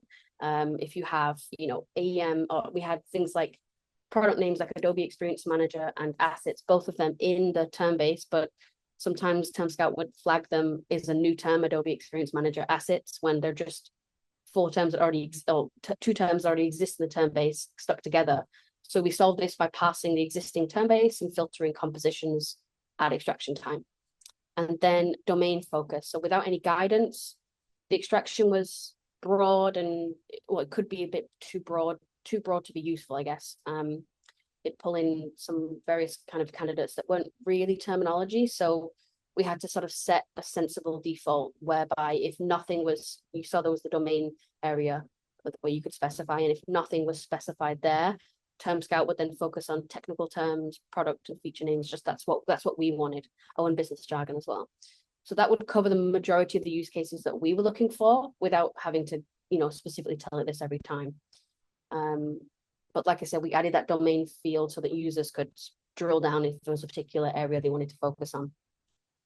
And then lastly, prompt engineering. This turned out to be quite iterative, which I think most people expect, right? But getting the LLM to identify term candidates the way a human terminologist would require, required multiple rounds of refinement, and the initial outputs were a bit broad, so we ended up pulling out full phrases and TM patterns that clearly weren't terminology. So each revision of the prompt brought it closer to what a linguist would actually flag. But it's not a one and done exercise. You do need to sort of reiterate the prompts as you move across different domains, and especially different content types as well. So let's talk about what this actually means for linguists, because I know some of you are maybe sitting there thinking, wondering if I've just spent 20 minutes in explaining, how to automate maybe a linguist job. I definitely haven't. What Term Scout actually does is get rid of what I call the grunt work, right? Work that nobody really wanted to be doing anyway, the TM trawling, the manual searching, I think this term should be in the term base. Let me go and add it and hope that it gets actioned on. That's gone. The AI does that upstream now, invisibly, before anyone has to sort of ask. So we're moving from like a reactive to a proactive. And then what's left is the interesting work, right? What linguists are actually, their expertise is. So when Term Scout flags an inconsistency, say a term that's been translated 3 different ways across a locale, a linguist has to make a call. Is that an intentional variation? Is it one of those translations that's wrong? Was it maybe a context issue?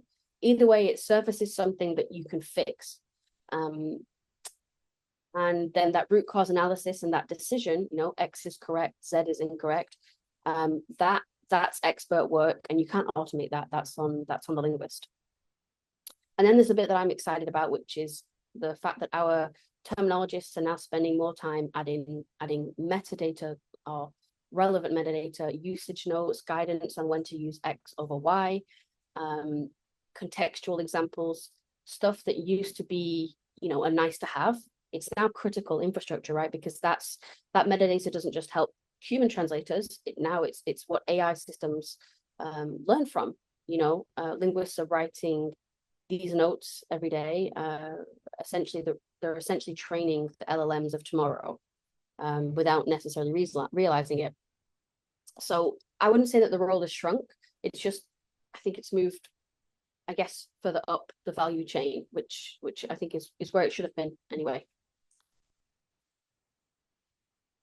And then where are we going with this? So we've already taken the first steps beyond the tool. We've now connected TermScout directly to our TMs via API, and that's running automatically in the background. No manual triggers. No one has to remember to kick off an extraction.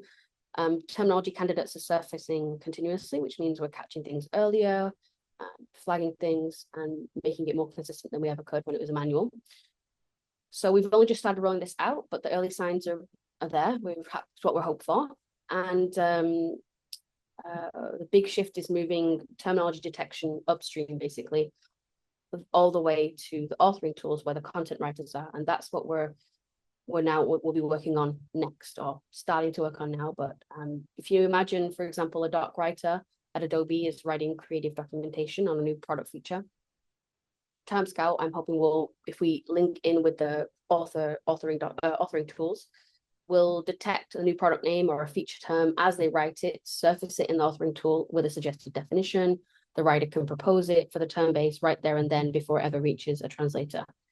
And then from there, it'll go into our taxonomy and ontology pipeline, where taxonomists can validate it, connect it to, you know, broader content taxonomy. And then once it's validated, it should land in the term base to become translated, to get translated and gather relevant translations from our linguists. So the full flow becomes author writes, TermScout detects, taxonomy validates, term base gathers translation and pushes back into the taxonomy, and then, yeah, localization is done. So one connected pipeline from the first word to translation. So for anyone in the room with knowledge graphs or ontol terminology, TermScout doesn't do that today. But like I say, it's not what it's designed for. But what it does identify is extract term candidates at scale and for the ontology pipeline. So you can't build a knowledge graph without first knowing what your terms are. And so TermScout, I see it as the identifier, sort of the front door, if you will. So yeah, this is where like terminology, like I say here, terminology stops becoming a localization problem and becomes a content strategy asset. Okay, and that's TermScout. So from a problem that the industry, I guess, told me couldn't really be solved, to a tool that's up and running in our production today, to a service that's already on, and hopefully one day terminology baked into the content supply chain from the very first word. So I got to say, I don't think I've like reinvented the wheel here. I just looked at the data, what we already had, and asked a slightly different question about what to do with it. So if anything I have shown today is useful to you, brilliant. Come find me afterwards. I'm very happy to talk about any of it.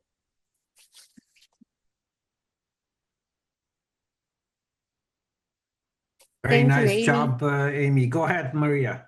Sorry.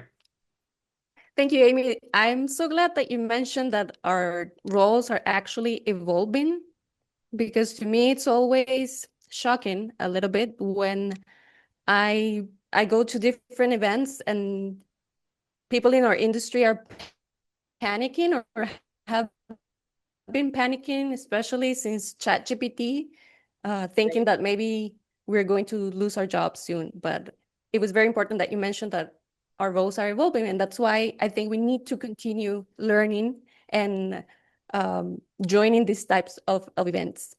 And I think now we can go to questions from the audience. We have Jan from the live stream and Stefan from the Zoom. Who would like to start? Jan, what do you think? You're on mute again, buddy. So here we go. Unmuted. So there are two questions from YouTube. First is from Eve Keep Kelim. How does this compare to Sketch Engine?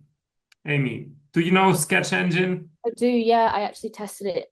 Sketch Engine, I'll give it credit. It's fantastic at identifying the terms, and that's not what we need. Well, we didn't only need that. What we needed was multilingual support. I don't quote me, but I don't, at the time when we built this, that Sketch Engine didn't support extracting more languages other than just bilingual. So I know it also, I think Sketch Engine also pulls out like variant forms as well very well, which we were able, thankfully, to replicate. But at the time, I know others didn't do as well as that. So it's fantastic, especially if you're starting at the source, if you can get that early enough, something like Sketch Engine in the door. But like I say, we wanted it to pull out existing translations, and so that was where it didn't do it at the time. Maybe it does today, but at the time it didn't. Excellent. And the second one is from Matteo, and he asks, how long did it take you to build this? And if you already have reached break even with deployment. How long did it take to build it? Well, for the current version, I would say like the initial version we were able to roll out, I think in around like 3 or 4 months, not even maybe. But that was the offline version. But then we built the UI and refined it and everything. And overall, from start to finish to where like the V3, I think it took probably 9 months to a year to get the version that I was happy with. And then what was the second question? Sorry. The second question was if you have already reached return on invest. Oh, break even. I would say so. I say by now, yeah. If not, then I think we will be very soon, because what happened is we built it, we tested it, and then now we had an issue where our TMs were not quite ready. We were, I'll not bore you, but we were onboarding onto a new system where it meant that we could no longer access the TMs in the way we needed. And so we had to put a bit of a pause on extracting fully from the TMs at the time. But now we're going through them one by one and we're automating it. And so I think we're probably already at that point of breaking even, for sure. Amy, it's great to see you again. Great presentation, inspiring, just like it was in my conversation with you last week. Oh, thanks. I have a question from the audience in the chat here. What LLM tool did you use to build the term instructor, and how does the LLM know what qualifies for a glossary term to perform the extraction? For example, if I only want feature names added, not dictionary words, even if they are frequent. It's a very specific question. So the LLM, so I mean NDA and all that, I can't tell you, but it's one that's very accessible to everybody. It wasn't it wasn't anything super complex. And to be honest, given that it's now been over a year, I think the models are actually advanced quite a bit. And one of my next tasks is to actually refresh or retest whether other models are better now. But it's a super common model that's out there, or LLM that's out there today, that most people can get a hands on. And then for how does the LLM know what qualifies as a glossary term? So it's AI essentially using sort of stemming and AI fanciness. I don't know how to express it here, but other than it detects, if we give it a prompt, we are able to give that domain where you say to it, hey, focus on product names, focus on and things like that. So it can infer that in the way the way the text is talking about a particular term. So for example, introducing XYZ, then it's likely, or if it's preceded by Adobe, or it's the context around it helps massively in that. Yeah. Is there any plans, Mihai wants to know, what is any plans, Amy, for you to commercialize this solution and make it available to the larger market? Not right now. I mean, if there's interest, let me know. But for now, Adobe isn't. This might be your exit strategy, Amy, if you play your cards right. I mean, I certainly wanted it. If it was on the market, a couple of years ago, I would have been knocking at my director's door to buy it. So, sure, you can understand. Yeah. And then I have one more question from Yevgenia. She concurs that it's impressive and thanks you for the presentation. How does it behave with the terminology with more than one word or asymmetric terms? One word in the source, many words in the target. So first part, how does it behave with terminology with more than one word? It does. We did a few bumps in the road there where, for example, it was detecting like the end part of making a new variant. Let's say Adobe Campaign assets, or it was it was hallucinating a little bit, making new terms when actually there were two different things. It does handle, I think I added attribution model, right? That's two words. It did detect them together, and it did detect that, that is something that appears on its own. Like I say, it took a lot of refining the prompt to do that, but in the end, it did work out. It was more plurals that caused an issue. And then, was there a second question there? Oh, asymmetric terms, one word in source, many words in target. Well, that's exactly what I wanted to detect, right? Where if there were variants, we came up with this exactly for that reason. So where there's variation, I don't systematically just say, oh, that's inconsistent, and so it must be wrong. We hand it off to the linguists, and that's where I pull in their expertise to say, hey, is there a reason why we have multiple variants in X target, right? And they can then come back to us and say, yes, in this context, it needs to have this translation. In another context, it's another translation. Or when you're formal, addressing somebody formally, it needs to be one way versus the other.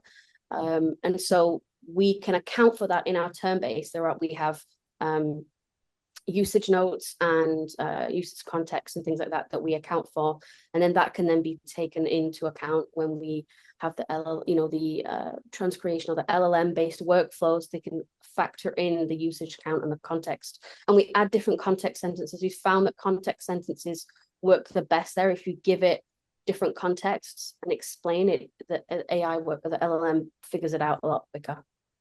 I have a bunch more questions now. People are really starting to get the hang of it. I know Jan has another one from YouTube. I'm going to give that to you in a second, Jan. I'm squeezing in one more here, and then we'll come to you. Perfect. And then maybe if there's more questions left, management is going to let us know how close we're running up against time and how many more we can squeeze in. But maybe Amy will be kind enough to stick around a little bit even after a presentation, answer a couple in the chat as well if we run out of time to handle them publicly here. Ling Liu is asking, I'm not sure if I missed it, she says, but it looks like Term Scout can extract a term from the TMX files. So does this mean the term extraction happens after the translation is done? Yeah, so that's what we unfortunately we have at Adobe we localize fast, and the content turnover is extremely fast, and so we can't always.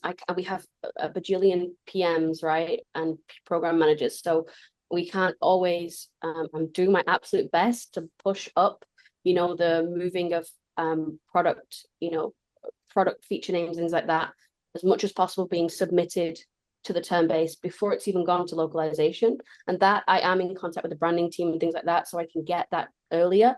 But when it comes to more like non-product feature names and things like that, things that are maybe just industry terms that we want to make sure we get right or get consistent UI parts, right?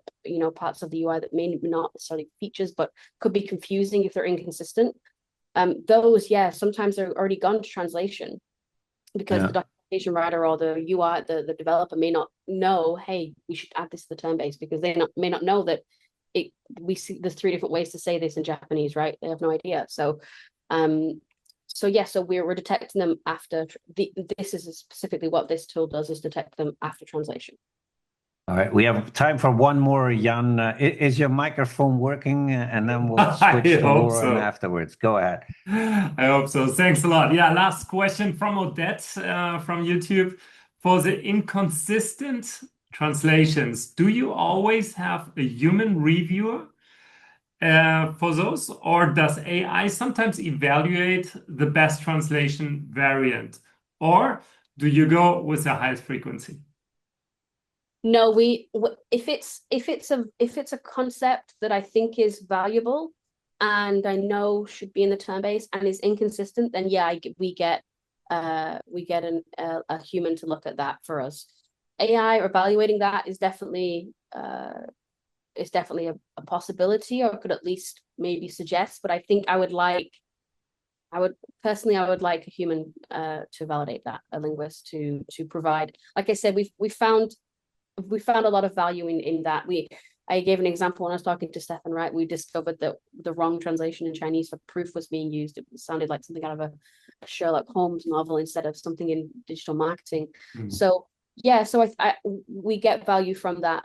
Right now, we're using the linguists, and I'm happy to continue doing so. But we've still significantly dropped the need to bring them in, because we're removing all the noise that was just basically data trolling from that. But I'd rather bring them in for the inconsistency, to give that valuable input, versus having them waste their time confirming and finding things that are already consistent.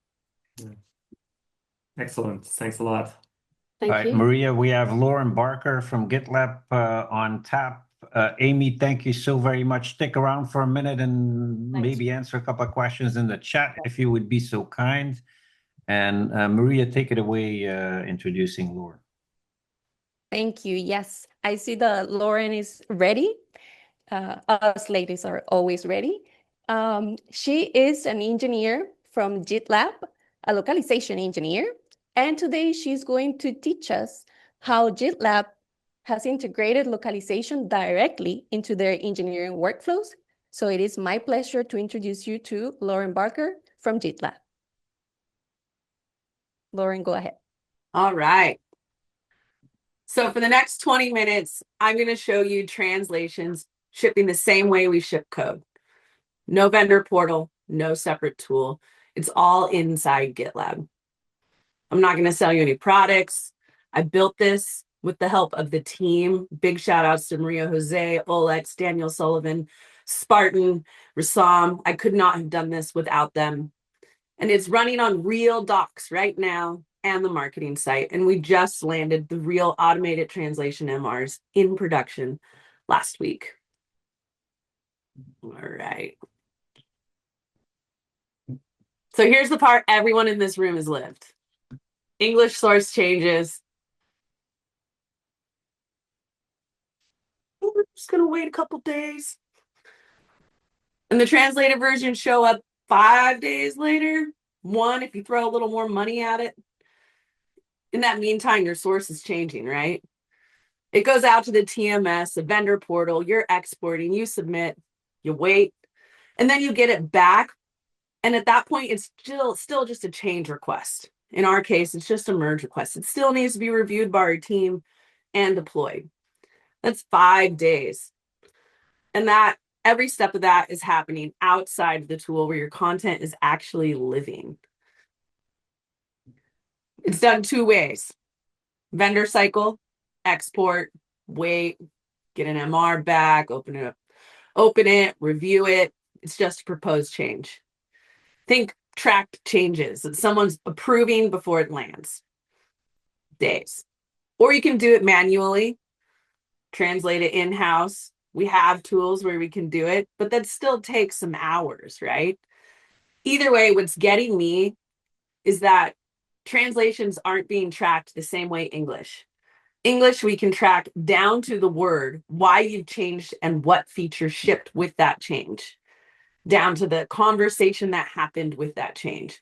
Why can't we do that with translations? Why can't we track the translated version to the English version and why it's changed? That's what this whole gap is about. So what is it?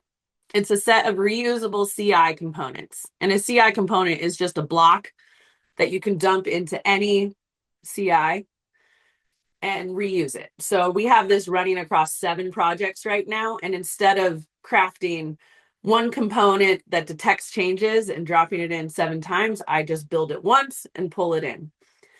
And there's many components, and we can build as many CI components as we want. On every Lauren, one second. Can you remove, please, your note? That would be excellent. Thank you. Cool. Nobody heard me. All right. So every source change happens, and it's triggering a pipeline instantly. You don't have to wait for a translation request. It just already knows. Prepares them, and then it sends it out to the LLM, and then the LLM does the translating, it comes back, delivers it, post-processes it, so you can run good old classic CI/CD to do linting, markdown lint, we have veil rules, whatever you need. That's not AI. Nothing's leaving GitLab except for the point of sending the content out to the LLM of your choice.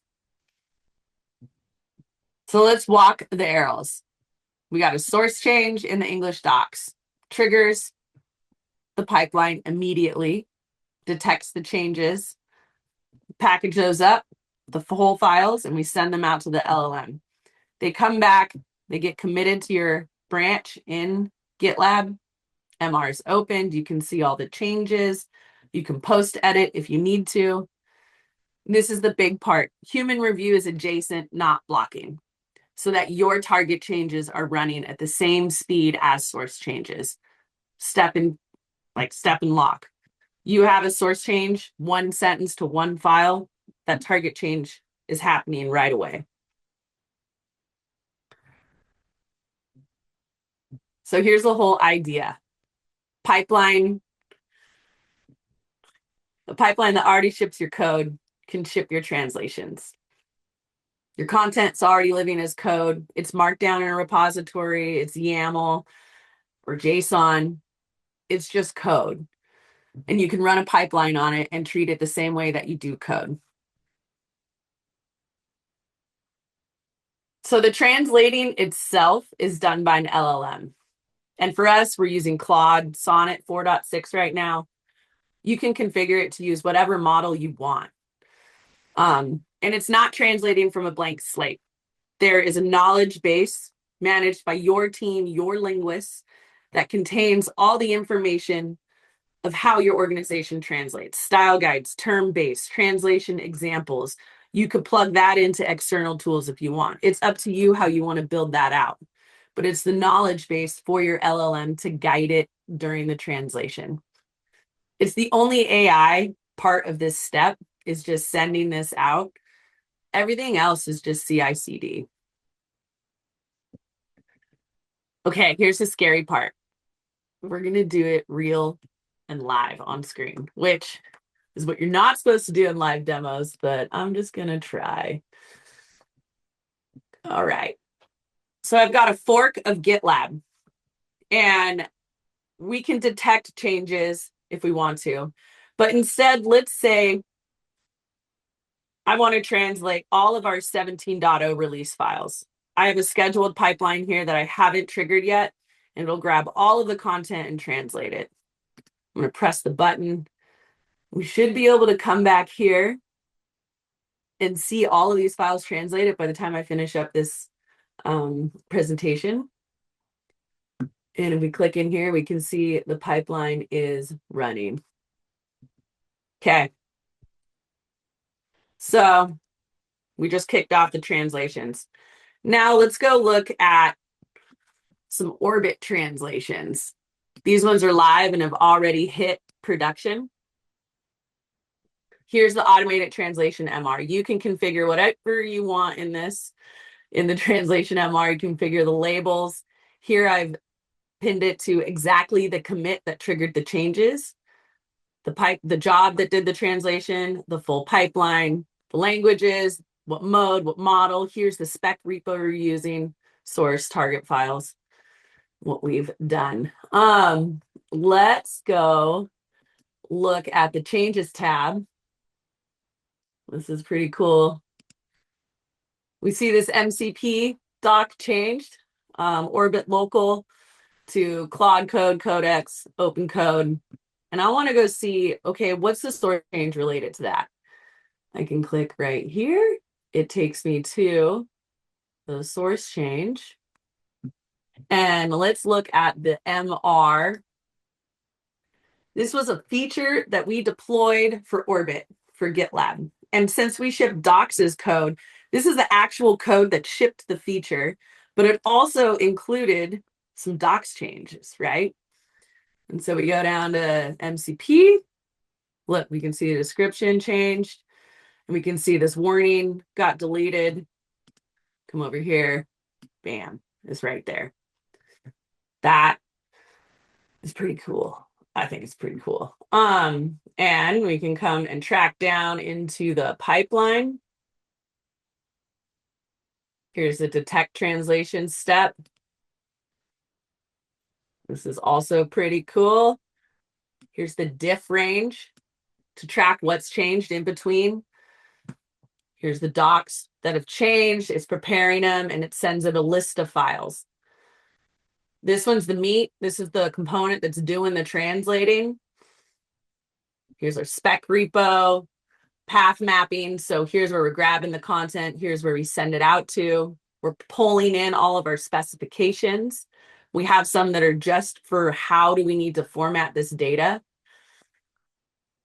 We pull in, here's the translation, the language specifications, and then you run through and translate each file, and you get the MR delivered in the pipeline. And that's pretty wild. The repository is here for CI translation components. It's open source. I'll drop links in the chat. We have a couple of components right now: detect, prepare, trigger, execute, post-process. I think this is the part this group's really going to get excited about. Think about all the validation components you can do inside your CID once you get these translations back. Matching terms, you can pull in a separate LLM to judge quality, and you can configure that to however you want. Like the build out is endless here, and that's the really exciting part for me. And then how do you see it run? We're running all of our CI in one project so we can manage all of it. But let's go over to the GitLab project. I just pull in this component. I don't have to pull in all the code, just the component, and I configure it. Here, let's just watch that directory. Preparing it. Here's the file list we're going to send to the LLM. Here's the source path. Here's the target path. Execute. I want to, target language is English. If I wanted to add more languages, I just add them here. Here we specify what AI model we want to use. You can configure it to your own AI model, and then labels, whatever you want. It's completely configurable. And let's go see this original one here this is the scary part. All right, it's running. Let's see translation happening real time. This is wild. It's still creating the repository. Dang. Well, this is the one that's going to go and do the translation. I can open an MR that I did earlier, and we can go see. This one was the 18 dot release. Lots of files. Here's that execute translation job that did it. here's all of those files getting translated. And then they got delivered back to the MR, which is right here. And these are all in Japanese, which is a lot of content. Okay, live demo. I will share those links in the Zoom chat. All right, so what's changed here? What are the results? What used to take 5 days is now taking an hour or less end to end. I want to be precise about that because someone's going to ask about the orchestration, detect, deliver, open, all of it. That, the triggering of the translation is instant. It's the minute source change happens. The wall clock time is the LLM doing the translation. We just saw for that 17.0 release, it's taking some time for the pipeline to run. The first automated MRs were merged upstream this week for Orbit Operator, and we're doing full continuous translation over documentation in those projects. And we also are running solution pages for the marketing site in Spanish, and that's part of this rollout trial. So what changes? 3 things. Translation lives where your content lives. You get full Git history, an audit trail on every translation for free. It's just Git. And you can go down Git blame to the line and track back to why it's changed. It's not by wiring up integrations. The bigger point is that localization stops becoming an external dependency that you're coordinating with, and it's infrastructure that you own, and it sits right inside your code. So here's what you can steal. Our projects are open source. I'll drop links. You can use those. You can fork them and build off your own. The 3 things you need to build this out yourself: content is code, Markdown, YAML, JSON, like your content is living somewhere in a repository. A pipeline runner, something to run the CI. There's options. I love GitLab. And an LLM gateway. And that can be Anthropic, it can be OpenAPI. OpenAI can be your own LLM. It's up to you. And that's where I start for questions. Perfect. Thank you very much. That was like a class. That's why I always think that more people should join. People should actually the endless possibilities that we have in our industry. So thank you very much, Lauren. Now we're going back to Stefan with questions from our Zoom, and then Jan with questions from our live stream. Maybe Stefan can start this time. I'm not sure that I have a lot of questions at the ready here. Jan, do you have anything in the in the live stream? You're mute. Jan's microphone. In the meantime, Lauren, one of the things that came to mind, right? I mean, the speed is impressive, and I'm sure it's rocking your world. Slowing or speeding it up from 5 days to 1 hour. Is there ever anything that goes wrong? And it seems like the kind of super automation that's both super exciting and terrifying at the same time. So if something goes off the rails, how do you find out? And is there any human intervention along the way? Because all the language that you're talking about is code. So that sounds scary from a regulatory point of view, so to speak, but you tell me. Yeah, so with code, we can have all kinds of testing in place before it ever reaches production. And that's what we do with code. Every little change that we push to production with code is tested to the sky. We can do that same testing with translations in a pipeline down. Like the sky's the limit there. What's going wrong right now is the LLM is changing more than it needs to. We'll be completely transparent about that.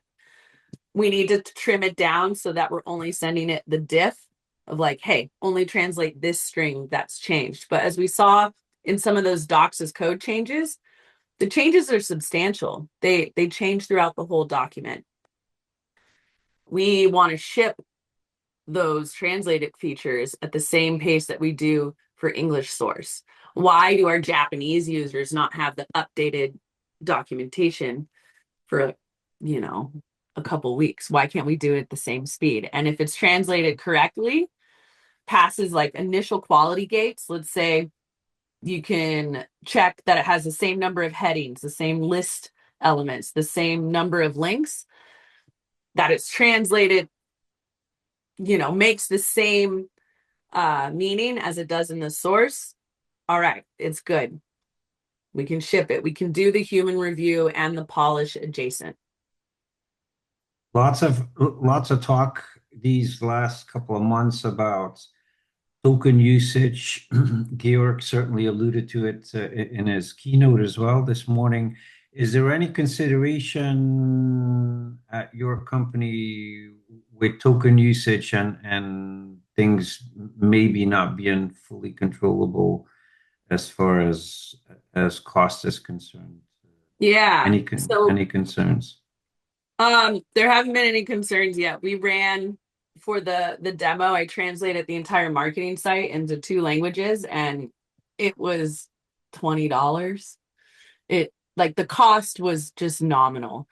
Last year, using a different model and a different process, we translated 3,000 documents using AI, and it was less than $200. Like the cost is just so little that we haven't hit that yet. Why do we hear that the token cost is so astronomical? Is the coding that much more expensive than the translating? Agents. Yeah, the agents are racking it up. But there's some agentic features here too. I assume that you're not sitting at the helm clicking buttons all day to make this go. This is agentic as well, right, Lauren?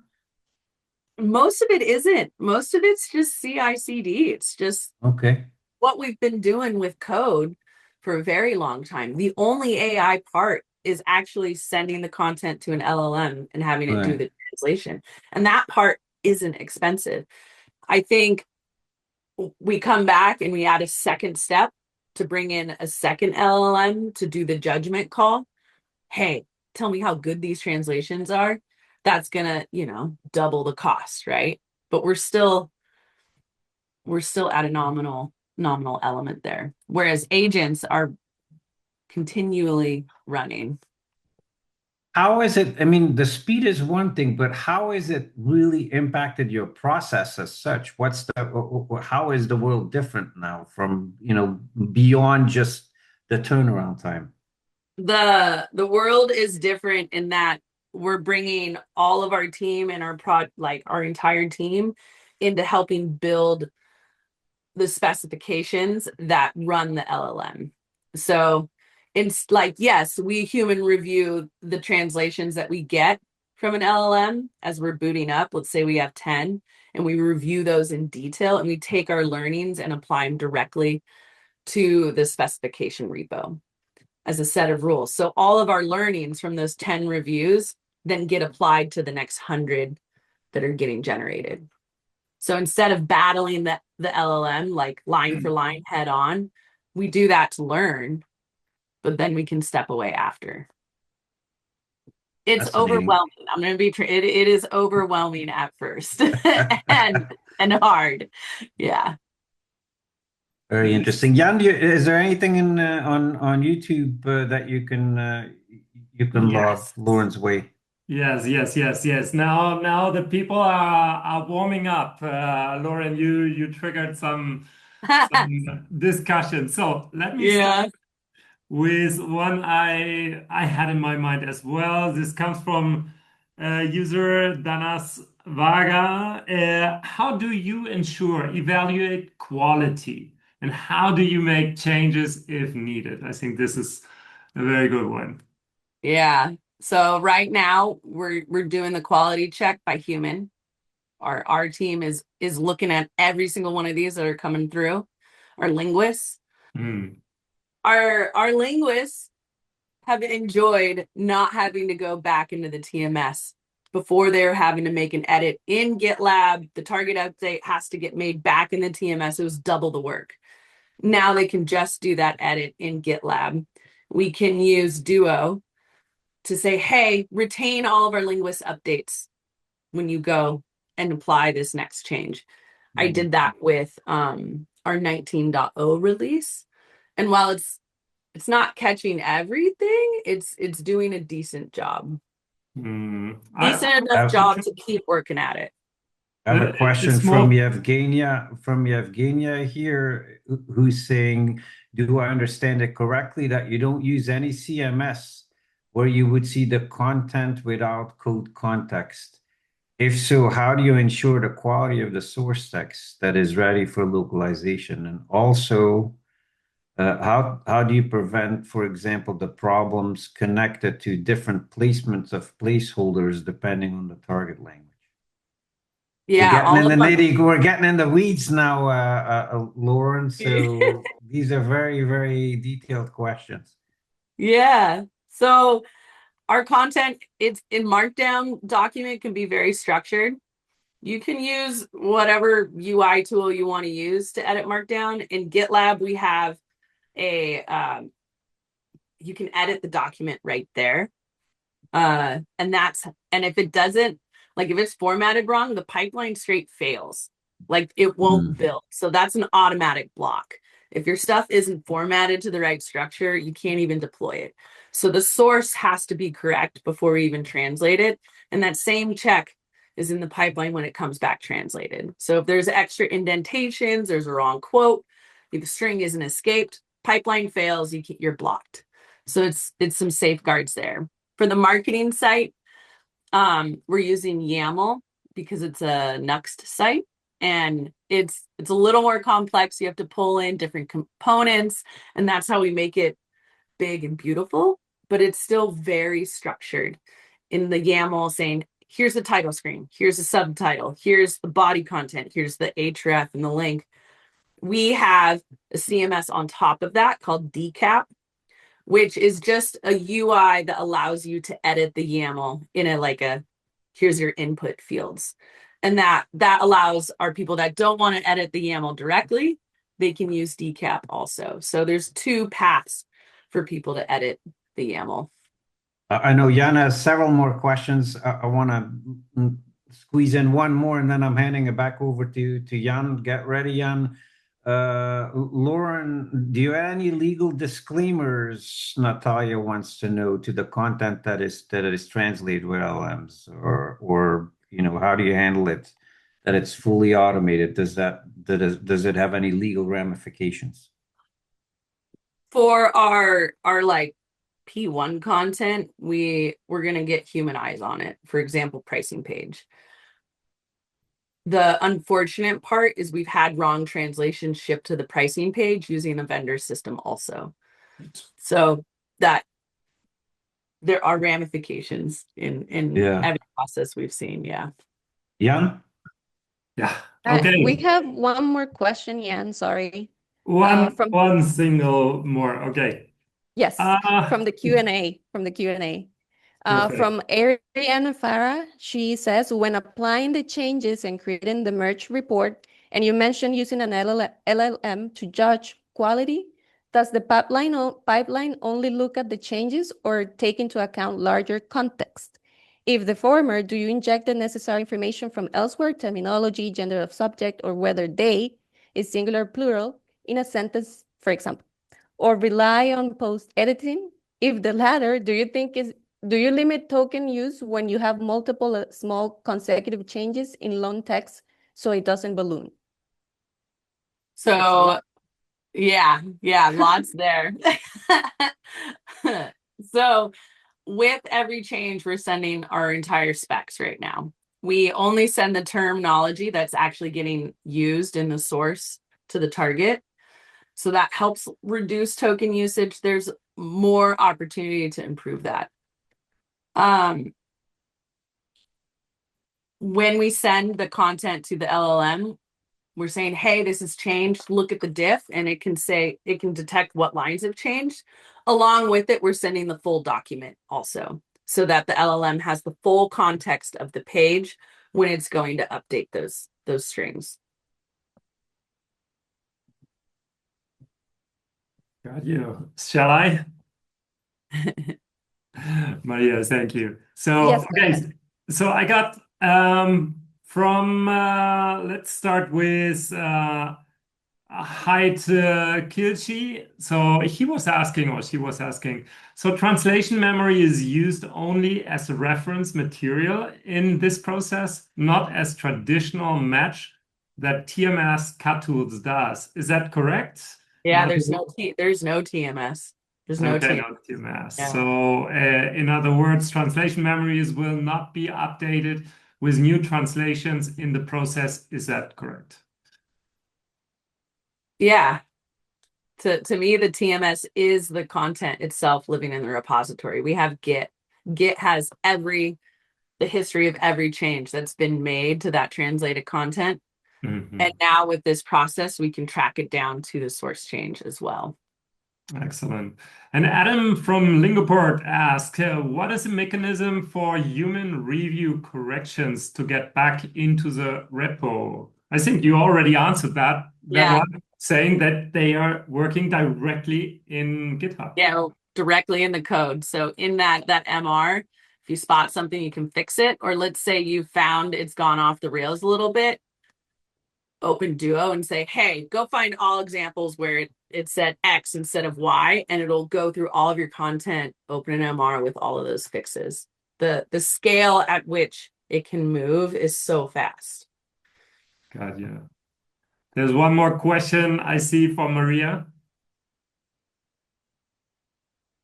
From Michal. No, sorry. This is the next one. Sorry. So this is for now everything from our side here from YouTube. So very excited. Very good. Sweet. Thank you. Thank you very much, Lauren. That was very interesting. And we have spent much of our time today talking about building AI-powered solutions. But the next obvious question is, how do we evaluate those systems? Our next speaker, Michal Junczyk, from Allegro's localization and data team, is here to share their eight-step framework for evaluating AI agentic systems and measuring, of course, performance. Michal, if you're ready, the floor is yours. Hello, everyone. Thank you, Maria. And let me share the slides. Yes, please. All right. So, good afternoon. My name is Michal Junczyk, and together with the team, we are representing Allegro.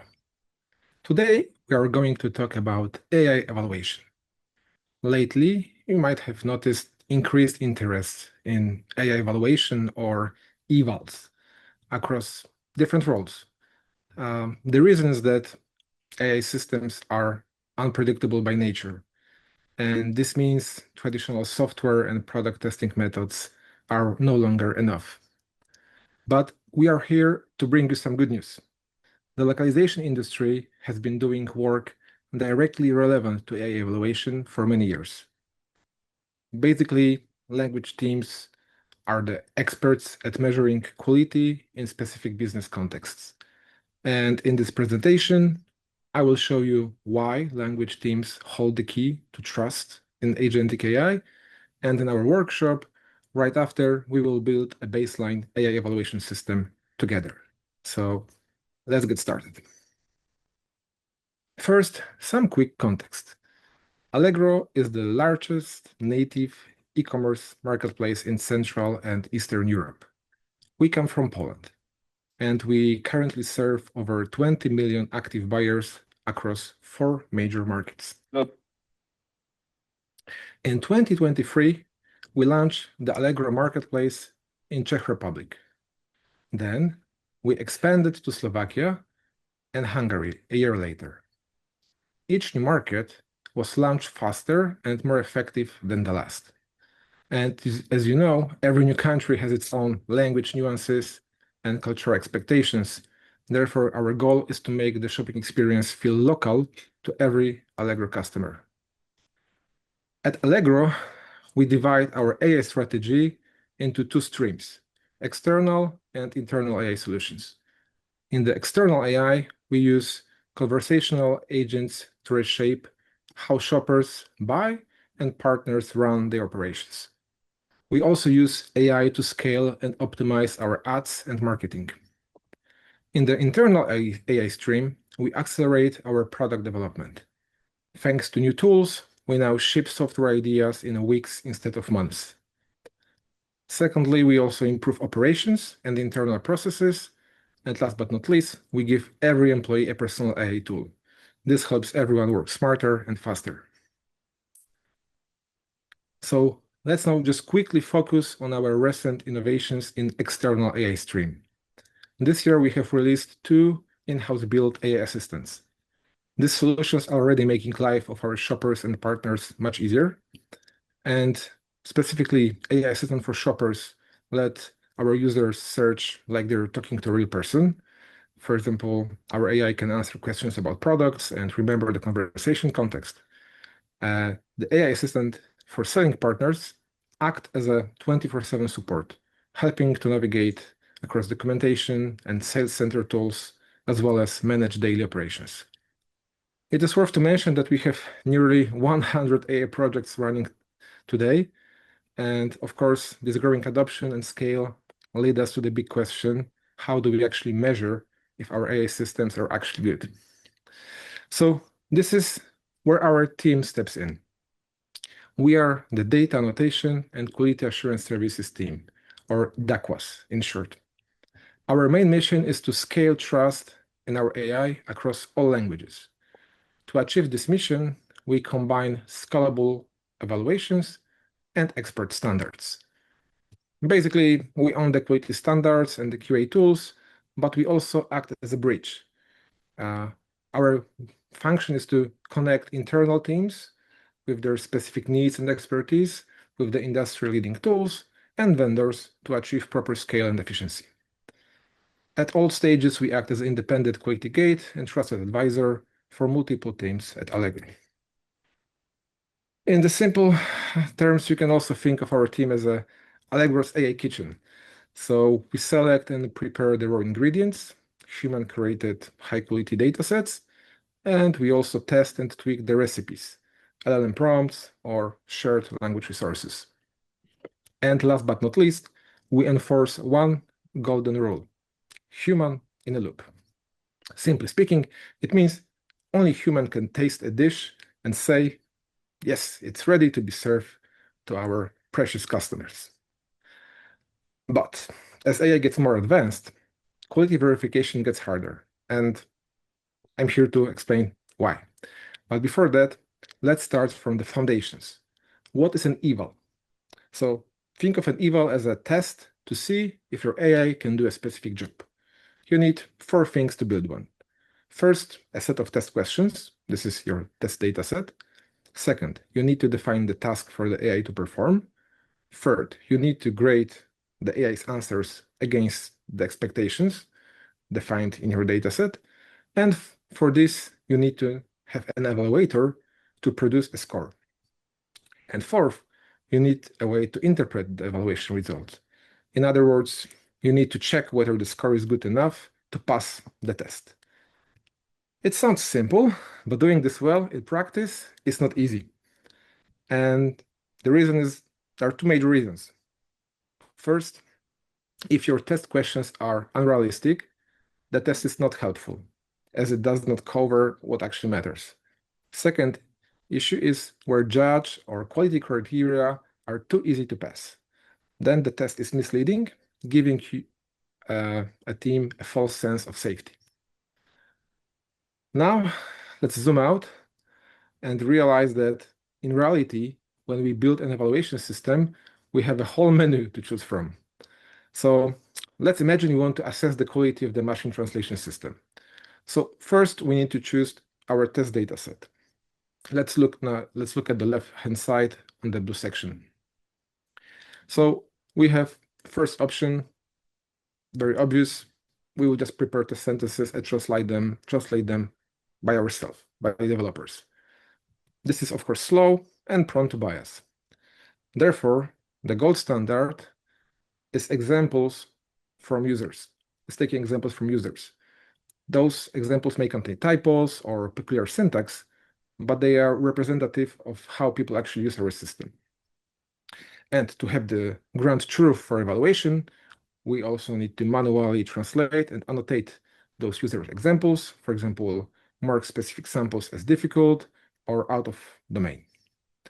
But it may happen we don't have real data from users yet, so then we can use synthetic data. It's a fast and cheap method, but similarly to developer-created examples, it can be too clean and therefore unrealistic.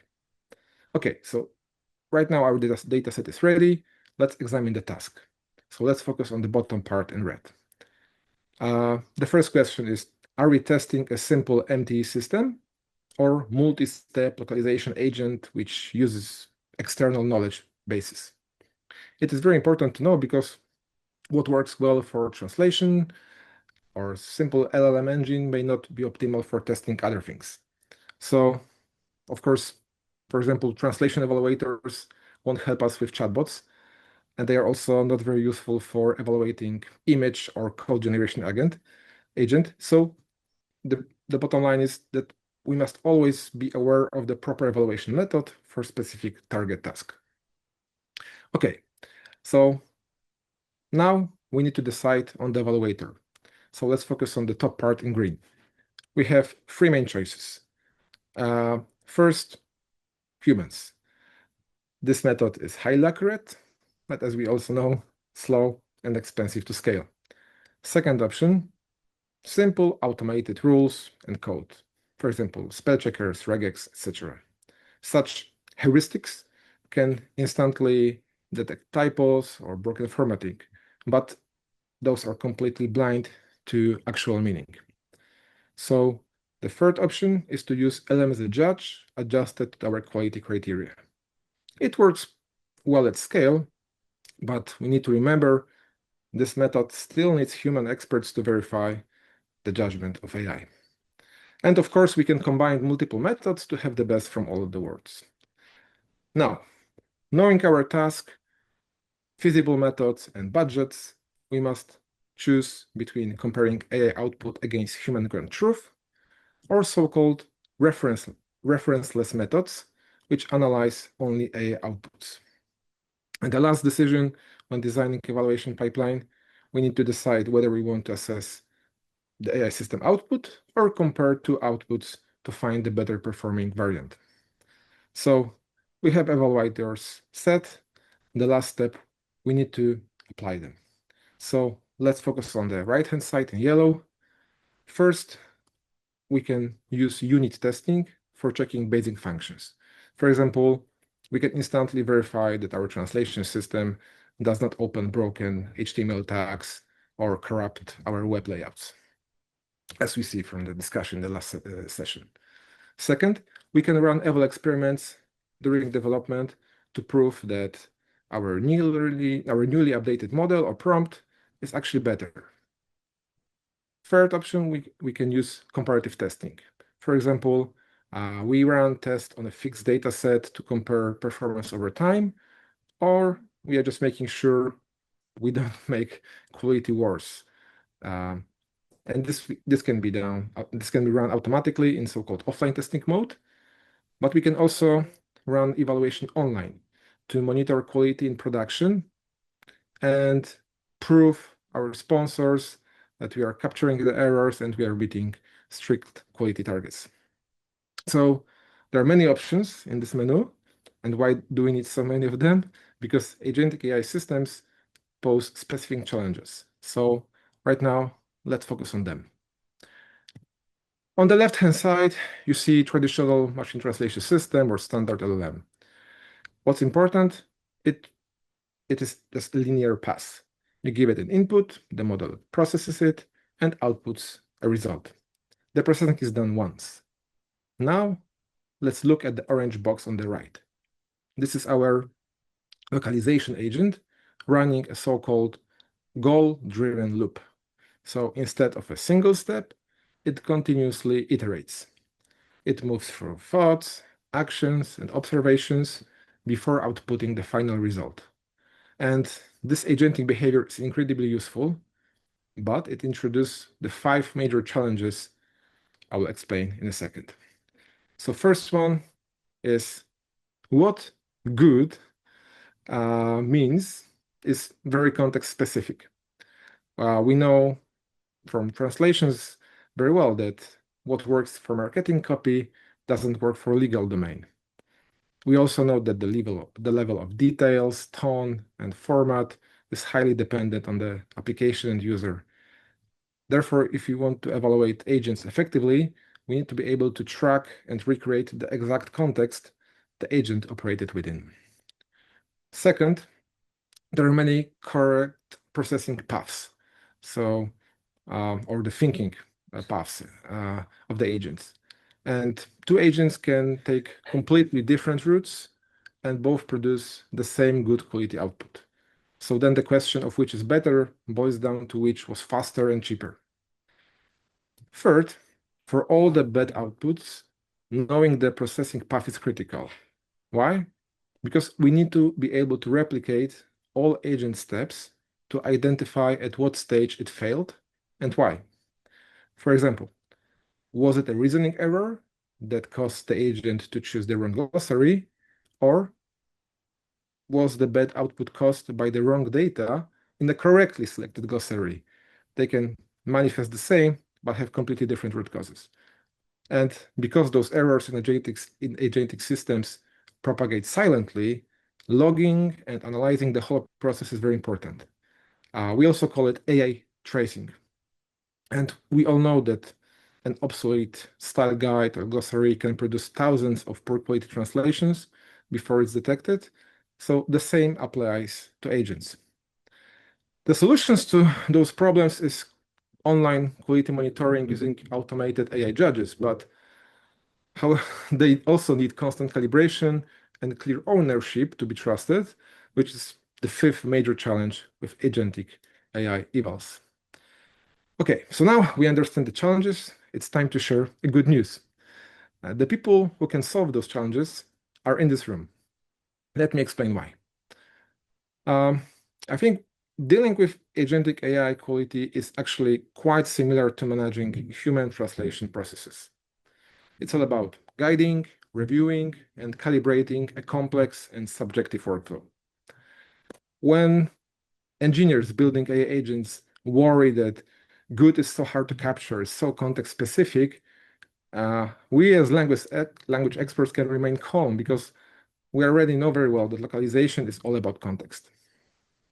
When engineers worry that the correct path for you might seem very familiar because you know there is no single proper translation method and the choice depends on the content type, budget, timeline, etc.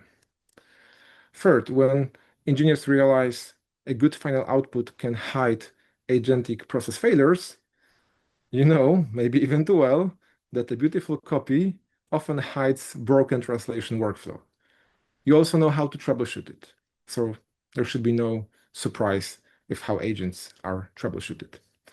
Finally, when engineers, the 4th issue is the 4th parallel is when engineers fear silent cascading errors, you can relate because you know what happens when a glossary error runs through the whole project and how hard it is to detect it and fix it.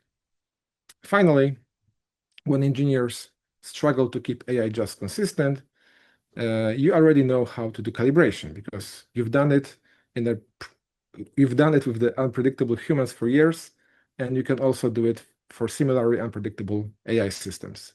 So my point is that language experts don't need to reinvent themselves so much. They just need to adopt some new tools and strengthen their engineering mindset. And they simply need to manage their guides, glossary, and unique expertise in a more structured, scalable way. So simply speaking, Localization experts are not behind this AI wave, they are ahead. And I know what you might be thinking. Okay, we have these transferable skills, but where should we actually start with this agentic evals thing? So let me show you. Let's look at this 5-stage evaluation lifecycle. Stage 1 is LMS as a judge. This means using a general AI model like Gemini to grade another AI model's output. It is super fast to set up, but it only gets you to about 70% accuracy. To make it safe for business, we must enter stage 2, expert refinement. This is where your unique domain expertise comes to play. You find the edge cases in user logs, build gold standards, and refine the rules.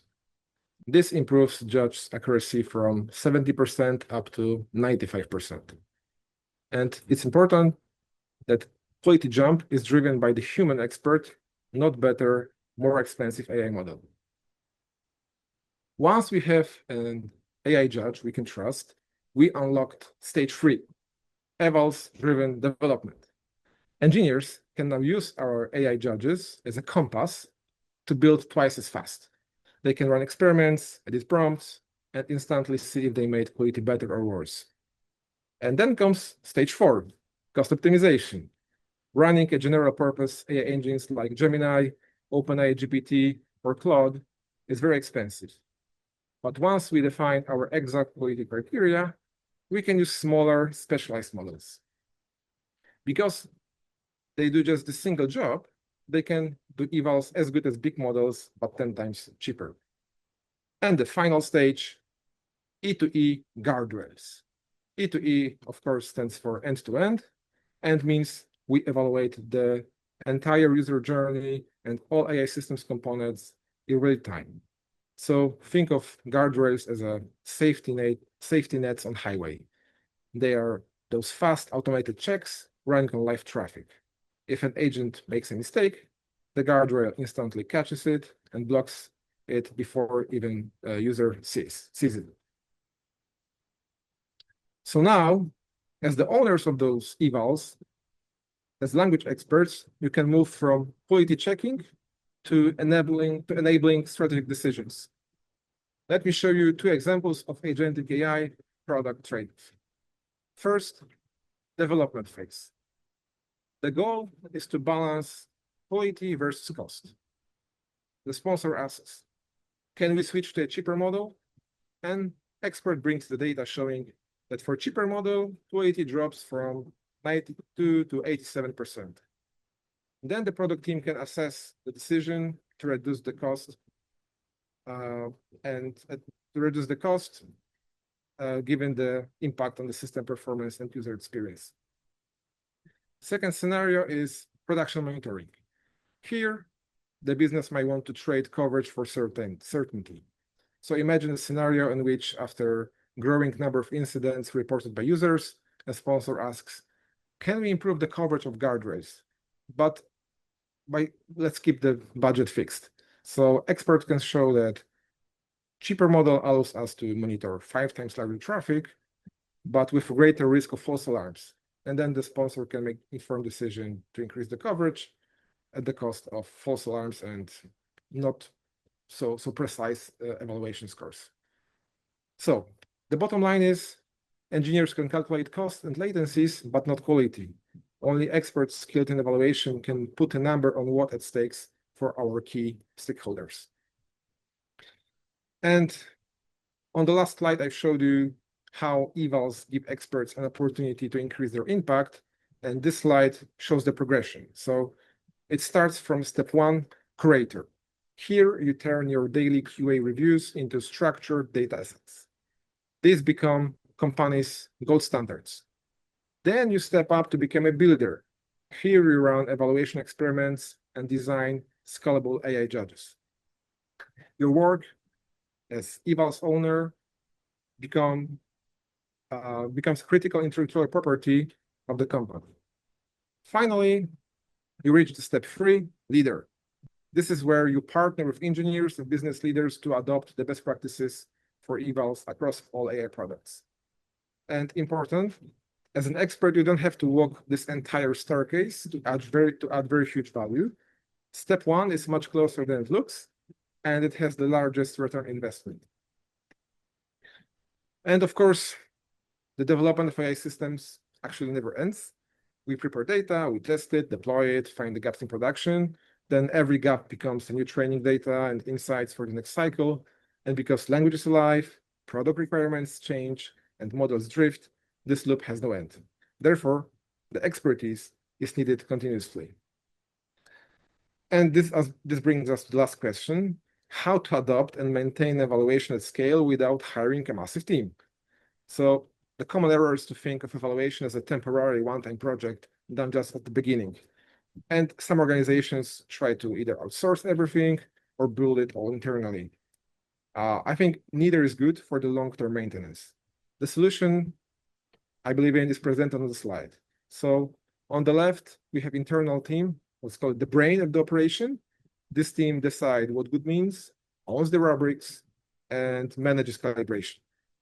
On the right-hand side, we have external partners, and they scale across languages, enables continuous operations, and catch all the internal team blind spots through independent validation. And this is the winning combination for building a permanent, highly efficient evaluation engine. So, to conclude, if you remember only one thing from this talk, let it be this: the more autonomous AI becomes, the more it needs people who define good. And your test data sets and rubrics are core intellectual property that enables governing AI systems at scale. But there is no AI magic, and we all know it. So those tools don't scale QA on their own. Skilled people do. So in our workshop in 15 minutes, together with Maria, Agata, Monica, and Jana, we will cover the essentials in 4 practical steps to get you started: ground truth annotations, experimenting with AI judges, baseline meta evaluation, and how to improve AI judge by adding domain expertise to the prompts. So thanks a lot for your attention, and hope to see you in a few minutes on the workshop. Wow. Michael, that was excellent. Thanks a lot. Very interesting. I have 2 questions from YouTube, and it's very brief because then we have to head over to the workshop. So, what are the growing areas for multilingual evaluation right now? What do you see is like emerging areas for these kind of tests? Multilingual specifically. So I think many companies as ours are focusing on their core markets, and they are building agents. And the most important part is defining the specs, defining the test data sets, building all those evaluation systems we mentioned today.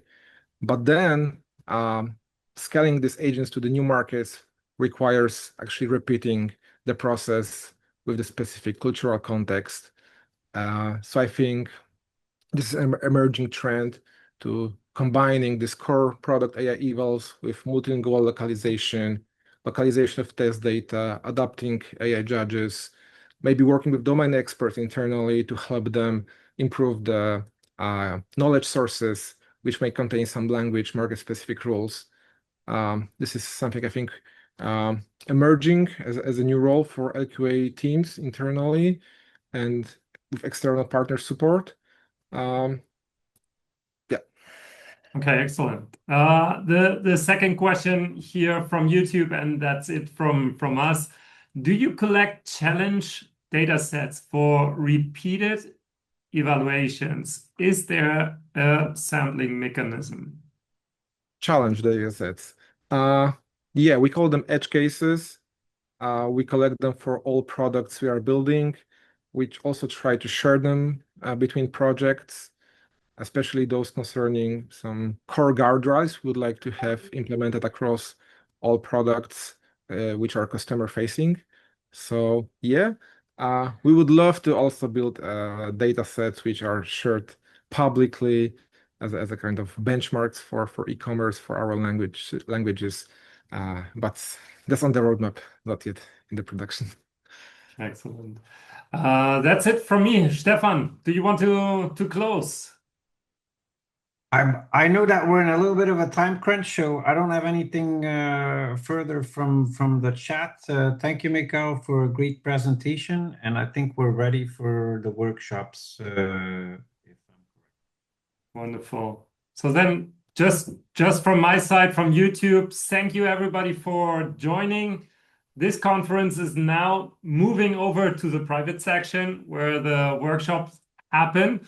If you are still interested to join them, head over to the website. I drop it in the comments, and you can get your access to follow Michal and the rest on the workshops. For the rest, see you tomorrow. Subscribe, press the notify button to stay tuned, and tomorrow we'll be back with day 2.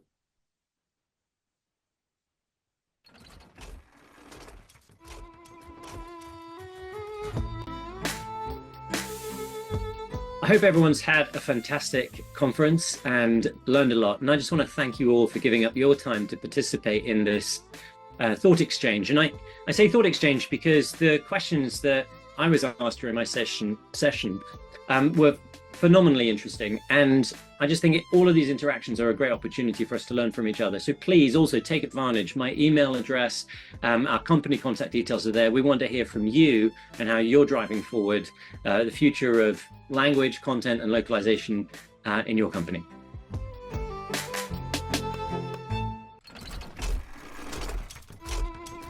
Over the past 2 days, we had the privilege of seeing some remarkable innovations from across the localization industry. Thank you to every company and team that shared their ideas, experiments, and real-life experiences during the Innovation Challenge. As this year's sponsor for Innovation Challenge, we're proud to support a community that's actively building the future of localization. So from all of us at PoEditor, thank you for inspiring us, and congratulations to everyone who took part.